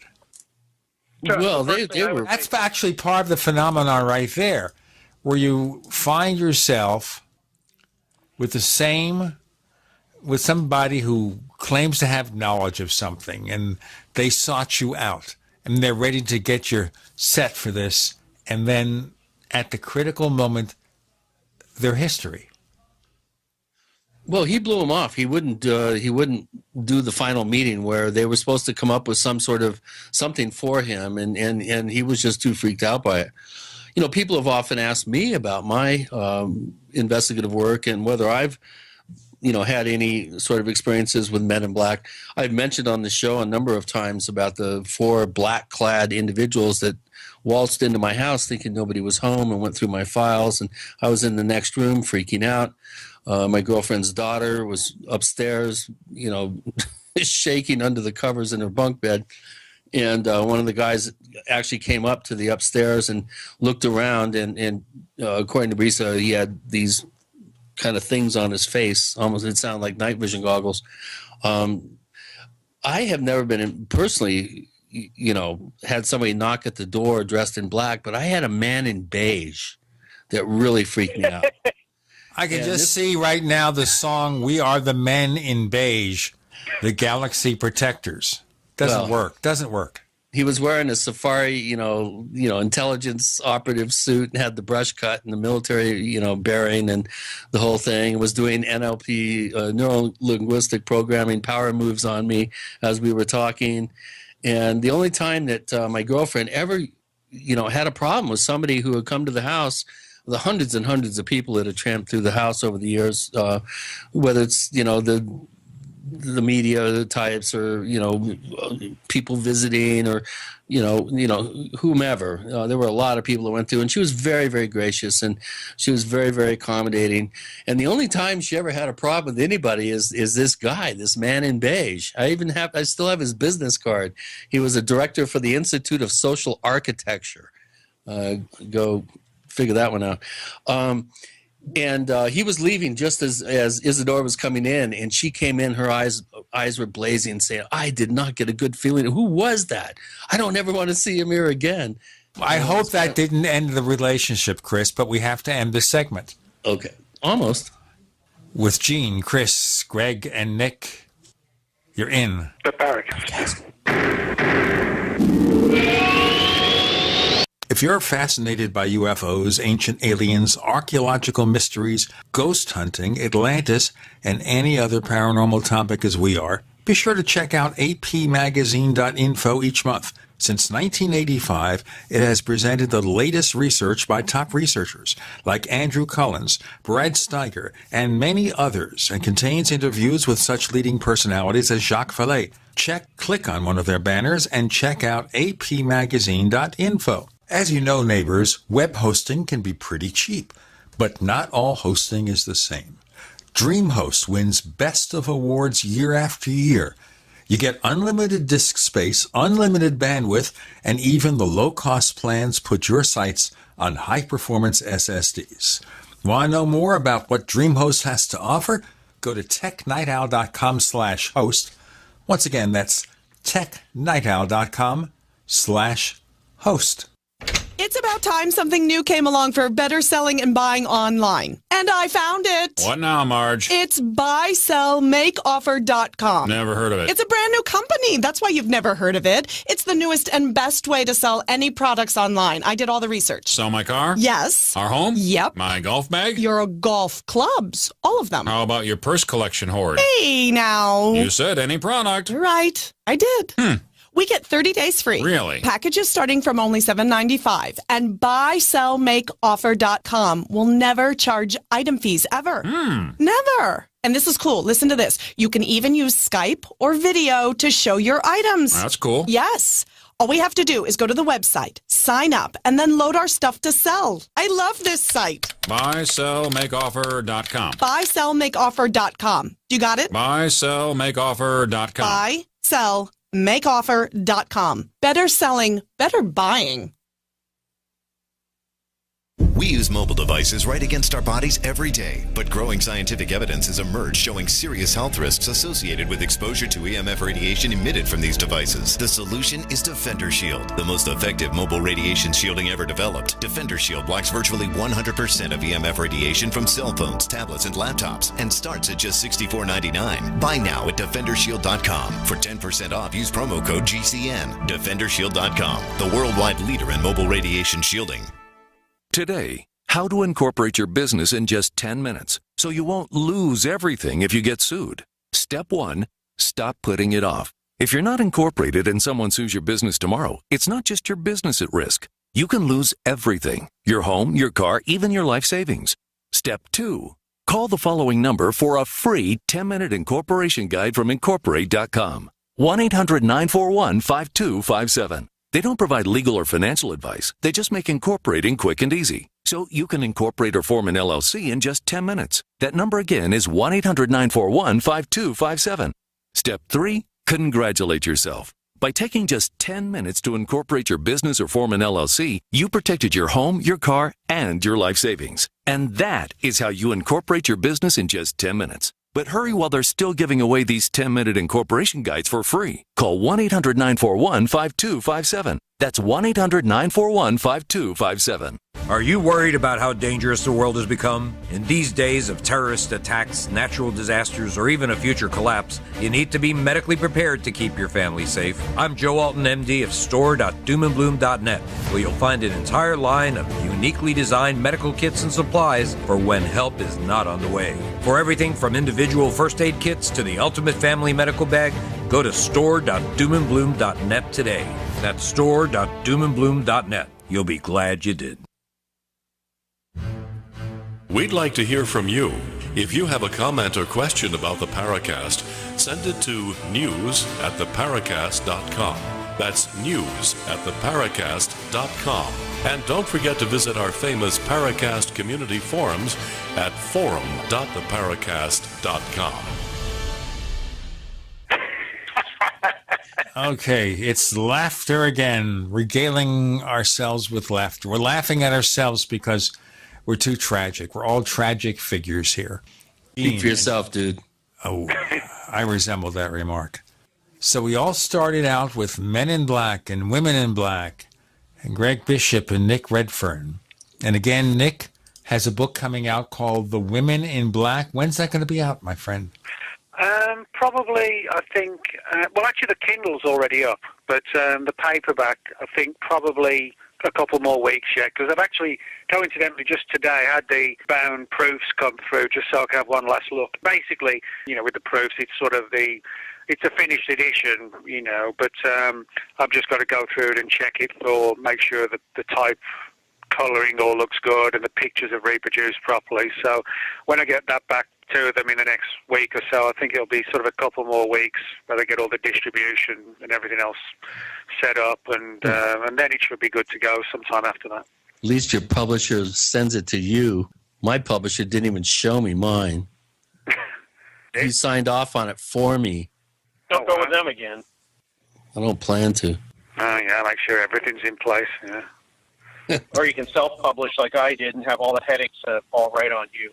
Yeah, well, then again, I think me and Greg were talking about this the other day. I mean, self-publishing. I mean, I know a few people, or a lot of people in the UFO subject, or the writing field, who get very sort of, above themselves and say, well, if you self-publish, you're not a real author. They kind of have this image that you've got to be published by a known publisher. Well, those days are long gone. And there's actually a great deal to be said, in my opinion at least, from self-publishing, because you can write about what you like. It doesn't matter how obscure the subject is, where a mainstream publisher might say, well, we're not going to sell many copies, so we're not going to publish this book on an obscure UFO case from 1947 or something. But you can do that. You can design the cover yourself, when you want to put it out. Mainstream publishers, they want control. And they want all the money. Well, yeah, I mean, they do get most of the money. Yeah, and I think also when I do, when I'm with publishers, there's a great deal of debate and discussion, between me, my agents, and the publishers as to how things are to go ahead, because, I don't want to be with publishers that think they can just tell the author what to do, and I don't put up with that. I make sure that this is how, they say what ideas you have for the cover, so I always come up with ideas that I think will be good, and then they will do something based on what I suggest to them, and then it's sort of a case of, we sort of battle between the two of us. And I think that, it's important that an author retains control on the theme of the book. I mean, there have been books where I've turned down the writing of a book because I didn't feel comfortable with what the publisher was expecting or wanting. Yeah, good for you, Nick. You got to stick to what I wanted to do. I've done that too. That's really important. I've been blessed in one sense and then cursed in another. I've done all the covers for my books, my last 3 books at least, I've done the covers for, and, I've been solely responsible for the content. I haven't had any problems with that. It's just, the whole thing with publishers is normally you get an index. Normally you get really good proofreading and editorial expertise. Sometimes if you go with a less than a major publisher, you don't get that kind of support. They get all the money. You have to do all the work. Unfortunately, the follow-through isn't, where it should be. And so there is something to be said for this new kind of phase of publishing I think we're going into. And I'm looking forward to maximizing my potential independently. That's good. Yeah, I really think it's important to, to do it. And be the one. I'm not going to be able to point a finger at anybody if I self-publish. So, and I think that rings true for anybody that's out there that thinks they have a good subject, and knows that they have a passion for the subject matter, and they have the research. A good example would be Mike Clelland's book on owls. I think that was a very, very well done book. It's being really well accepted by the mainstream for a first-time author. I think it's a good example of how it can be done properly and how you can have an impact with a really relevant subject. If you have a good subject, it deserves to be out there and it deserves to have a readership. Someone like you, Nick, I'm surprised you're not doing all your own books. You have so many books out. You have a well-established readership out there. And so you might even think about that. Now, there's one thing I should mention here. There's a fly in the ointment with this, which is for a book to be properly done, you really need an outside editor. And that can be expensive if you want to invest in that. Well, it is. But, there's also, if you're self-publishing, there's something to be said of just really having the author's input, and not being turned into some sort of sterile writing style that the editor might want, and I think people kind of find that engaging sometimes when it's just, it's sort of, as they say, the warts and all, from the author in their own words. But yeah, I think there's, particularly in what is known as the arts, there's way too much sort of self-important stuff of, I'm a published poet and whatever, it's like, well, it is like whatever. I don't care if somebody's published by themselves or somebody's published by some major company. It's the story that, is important. And if the person can put it out themselves and get rid of the middleman, more power to them. The Women in Black book and the Men in Black book that I did last year, they came out through my agent's company, Lisa Hagen Books. And Lisa's my agent, but she set up her own company. And we do my books, these books at least, the Men in Black and the Women in Black books, and a few others that are going to come out. We're doing those through Lisa's company, so it's just the two of us, really. Cool. Deciding on the subjects, what the theme's going to be, and getting the designer on board, and, the person who's going to edit it and do the cover. But it's basically sort of me and Lisa, saying, well, this is what we want to do, what we can do for the next one. And but yeah, I would like to do more, go down that self-published path, because I have got a lot of stories which are so obscure that I know, even though they're good stories, most publishers are going to look at them and think, we're only going to sell 50 copies. But, for me, if it only sells 50 or 100, if it goes to people who really enjoy it, well, so what? It's sharing the information and entertaining someone at the same time. Right, and you're the only one that can write it. That's the important thing, is if you don't write it, it's not going to get written. Mm-hmm. No, Greg's got some books on, just weird experiences that, he could do a cool book out of those or whatever. Yeah, well, what do you think of the self-published route, Greg? You've just gone through the whole process. Any advice for aspiring writers out there that have maybe a data bank of some interesting material that they want to get out? Yeah, but I will sort of try and start at the beginning. If I hadn't been published by 2 or 3 regular publishers, I probably would have just tried to go to a publisher. But since I had, and I really didn't have any really bad experiences with anybody. There's some light editing in some of the things I did. Project Beta wasn't touched, really. Actually, Patrick Weege, I think, changed one word in the entire text, so I got really lucky. We'll be luckier if we break now, because we can come back and we can go more into this.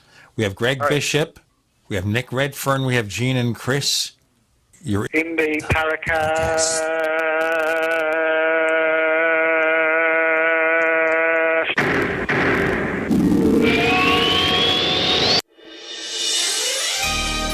Thank you for listening to GCN.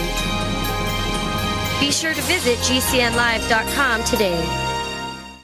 We all have heard about the benefits of fish oils, but what about the presence of heavy metals, PCBs, dioxins, furans, and other contaminants found in fatty tissues of fish? GCNteam.com recognizes this risk and offers IFOS certified tested omega-3 fatty acids. EPA, DHA, insist on IFOS omega-3 fatty acid certification. Get the best at GCNteam.com or call 877-878-4203. Would you like to receive $250 to $1,000 cash per day? Go to richmoneyrich.com. No website, no selling, no explaining. Just take these simple 2 steps and go to richmoneyrich.com. You can be generating cash in the next 24 hours simply using this system. Good news is, it runs on 100% autopilot, and you don't need any experience to get started. It's easy. Get your share of easy riches and go to richmoneyrich.com. That's richmoneyrich.com. Go now. Brought to you by the Conservative Investor. Future returns not indicative of future results. How would you like to make 17% on your money in only 90 days? That's right, gold owners made 17% in only 3 months as gold had its best quarterly gain in 30 years. Gold is on the move and you need to get government-issued legal tender gold coins starting at only $139 each. The U.S. Money Reserve, one of the largest gold distributors in the country, announces the first ever at-cost gold release on this station for only $139 each. 1-866-944-GOLD or go online at usmoneyreserve.com. Official U.S. government-issued legal tender solid gold coins at cost for only $139 each. Call 1-866-944-GOLD. Ask for a free 55-page gold buyer's book. Plus, get a free Walking Liberty $50 just for reading this must-have book all about gold. Remember, gold is on the move, up 17%. Call 1-866-944-GOLD. My computer is so slow, it's making me crazy. I used to have that problem. Did you quit using a computer, or did you buy a new one? No, I called Geeks on Site. They made an appointment to visit my home and showed up the same day. You mean they didn't ask you to bring your computer to a shop? That's what happened when I called a support company. Geeks on Site can go to your home or business or even repair your computer online. They have 24/7 emergency service. If you are having problems with your PC or Mac, call Geeks on Site, 1-800-591-1682. Our friendly certified computer repair experts are available 24/7. Call now for a free diagnosis, 1-800-591-1682. Data recovery, virus removal, and maintenance for all laptops, desktops, printers, and networks. That's Geeks on Site for friendly certified computer repair experts, available 24/7 over the phone or in your home or business. Just call 1-800-591-1682. That's 1-800-591-1682, 1-800-591-1682. I'm Nick Soboleski, a Select Quote agent with a true story that could save you hundreds of dollars a year. A woman named Linda just called. Her husband, Ray, has a $300,000 group life insurance policy, but is changing jobs and can't take it with him. Well, I impartially shopped the highly rated term life insurance companies we represent and found Ray, who is 41 and takes medication to control his cholesterol, a 10-year, $500,000 policy for under $26 a month. That's almost twice the coverage for less than half of what he had paid. If SelectQuote hasn't shopped for your life insurance, you're probably paying too much. For your free quote, call 1-800-403-4885. That's 1-800-403-4885. 1-800-403-4885. Or go to SelectQuote.com. We shop, you save. Get full details on the example policy at SelectQuote.com/commercials. Your price could vary depending on your health, issuing company, and other factors. Not available in all states.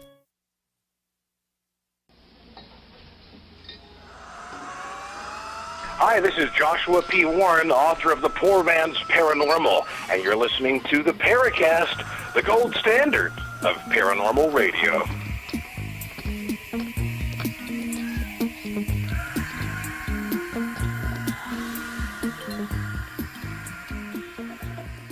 You know, ladies and gentlemen, my network had a freak out in our last segment.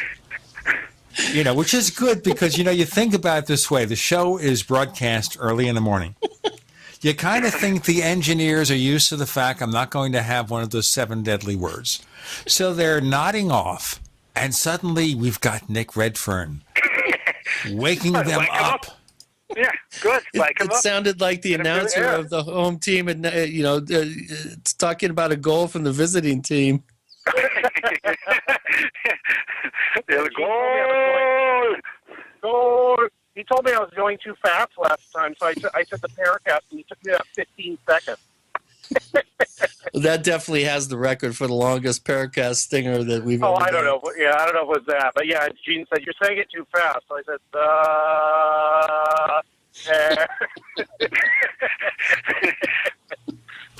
I buried Paul.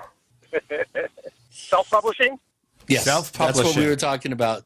Tell us about self-publishing, the trials, the pitfalls, the rewards, and the everything that goes into it. Well, I've got this weird control thing. I mean, when I wanted to do also cheapness. When I wanted to do my website or any number of websites, I just went on the web and just started typing in questions about how to do it, and eventually you can find answers that make sense.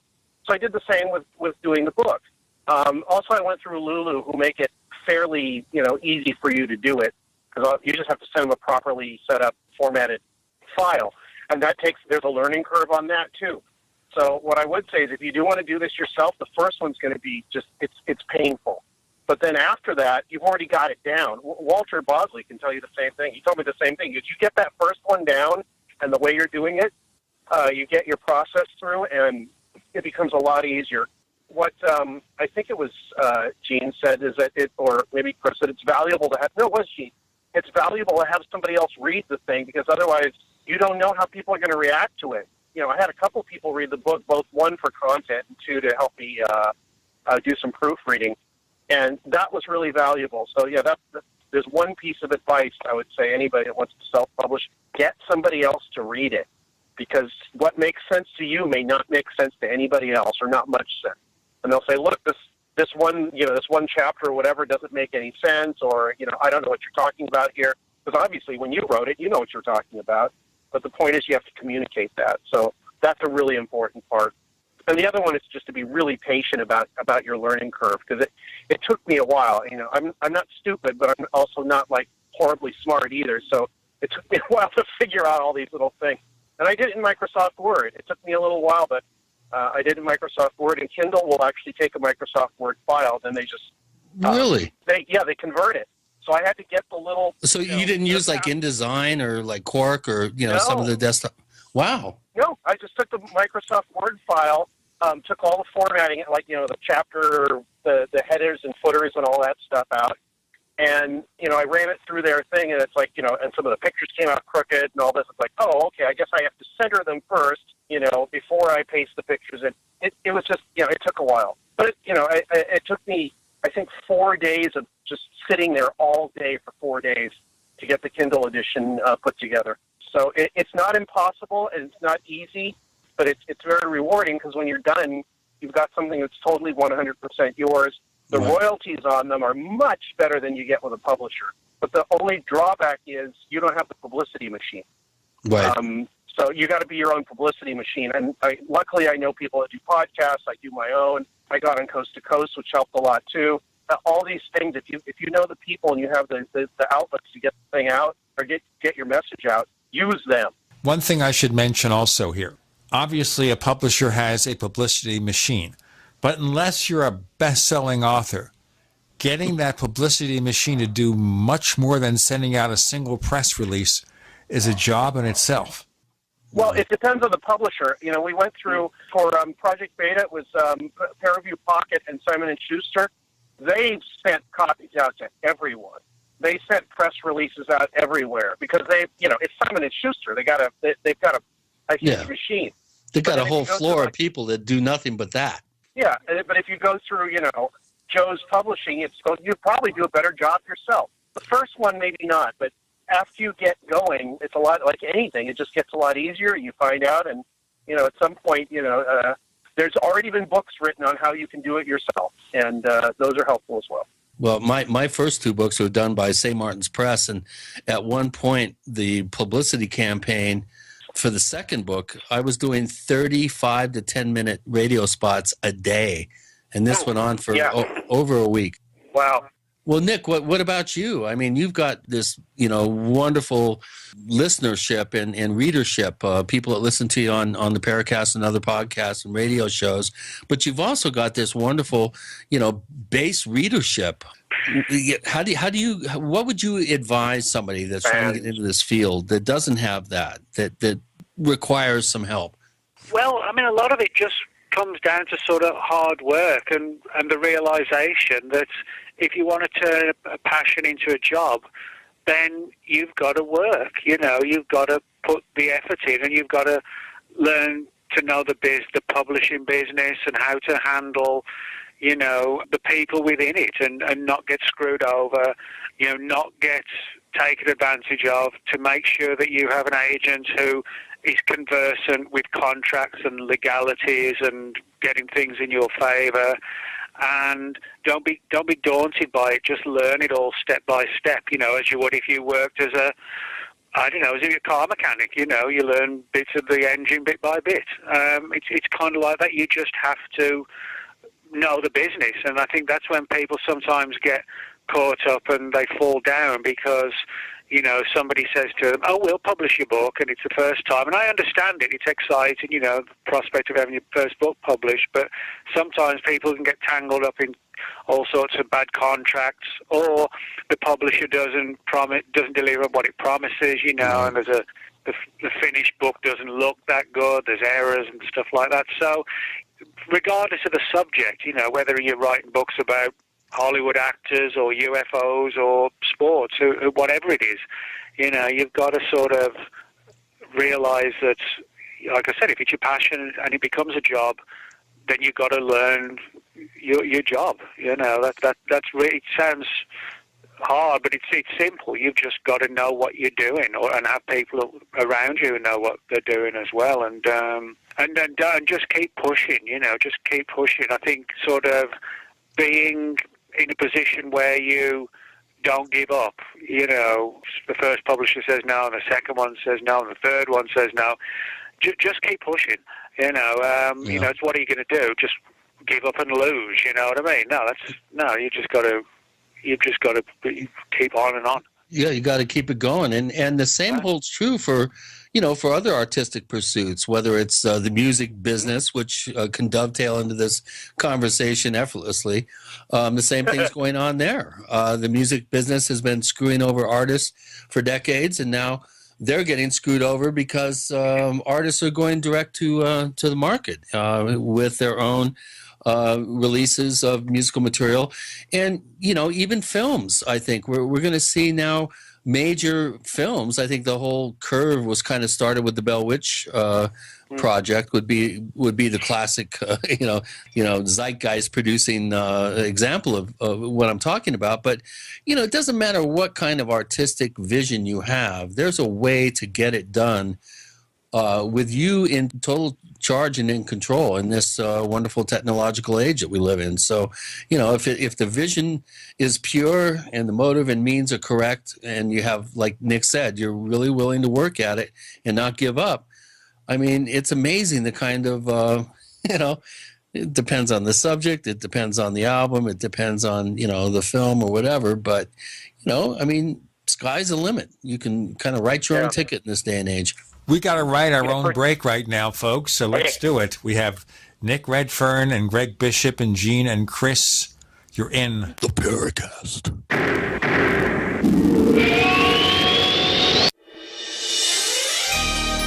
Thank you for listening to GCN. Be sure to visit GCNlive.com today.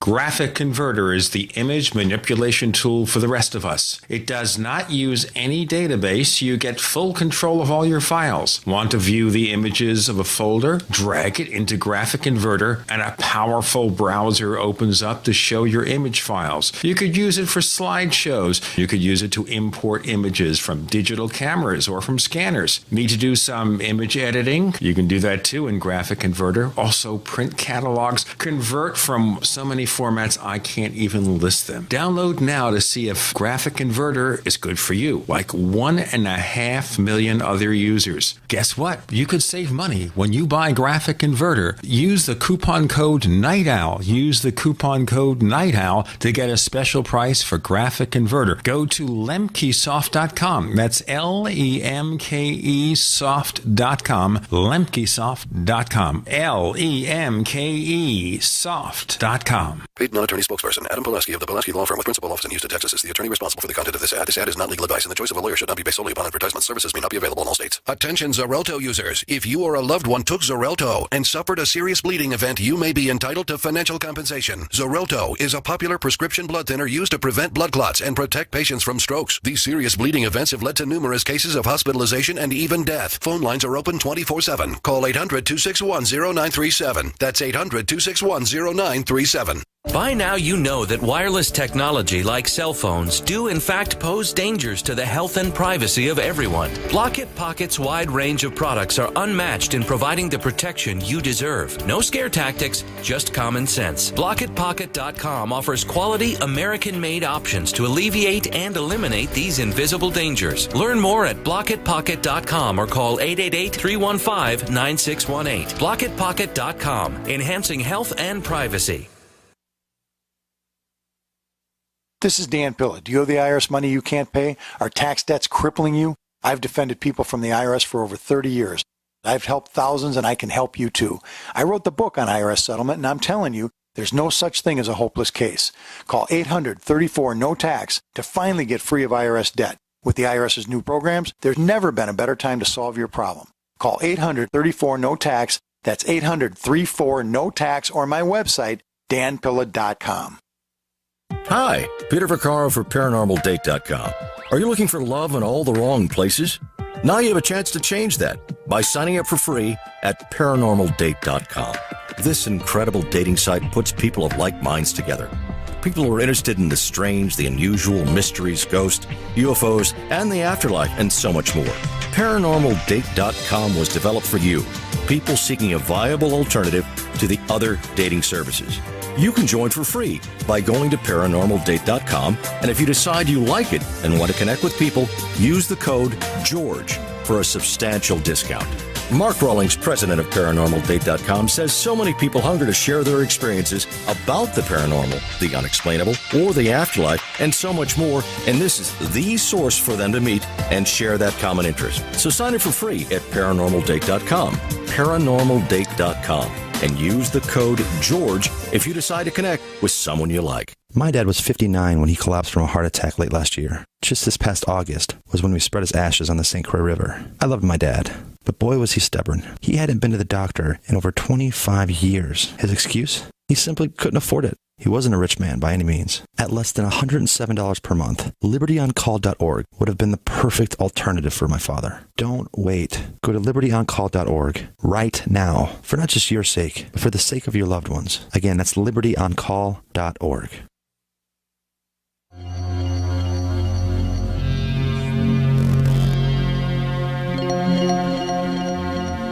Hi, my name is Richard Dolan. You're listening to the Paracast.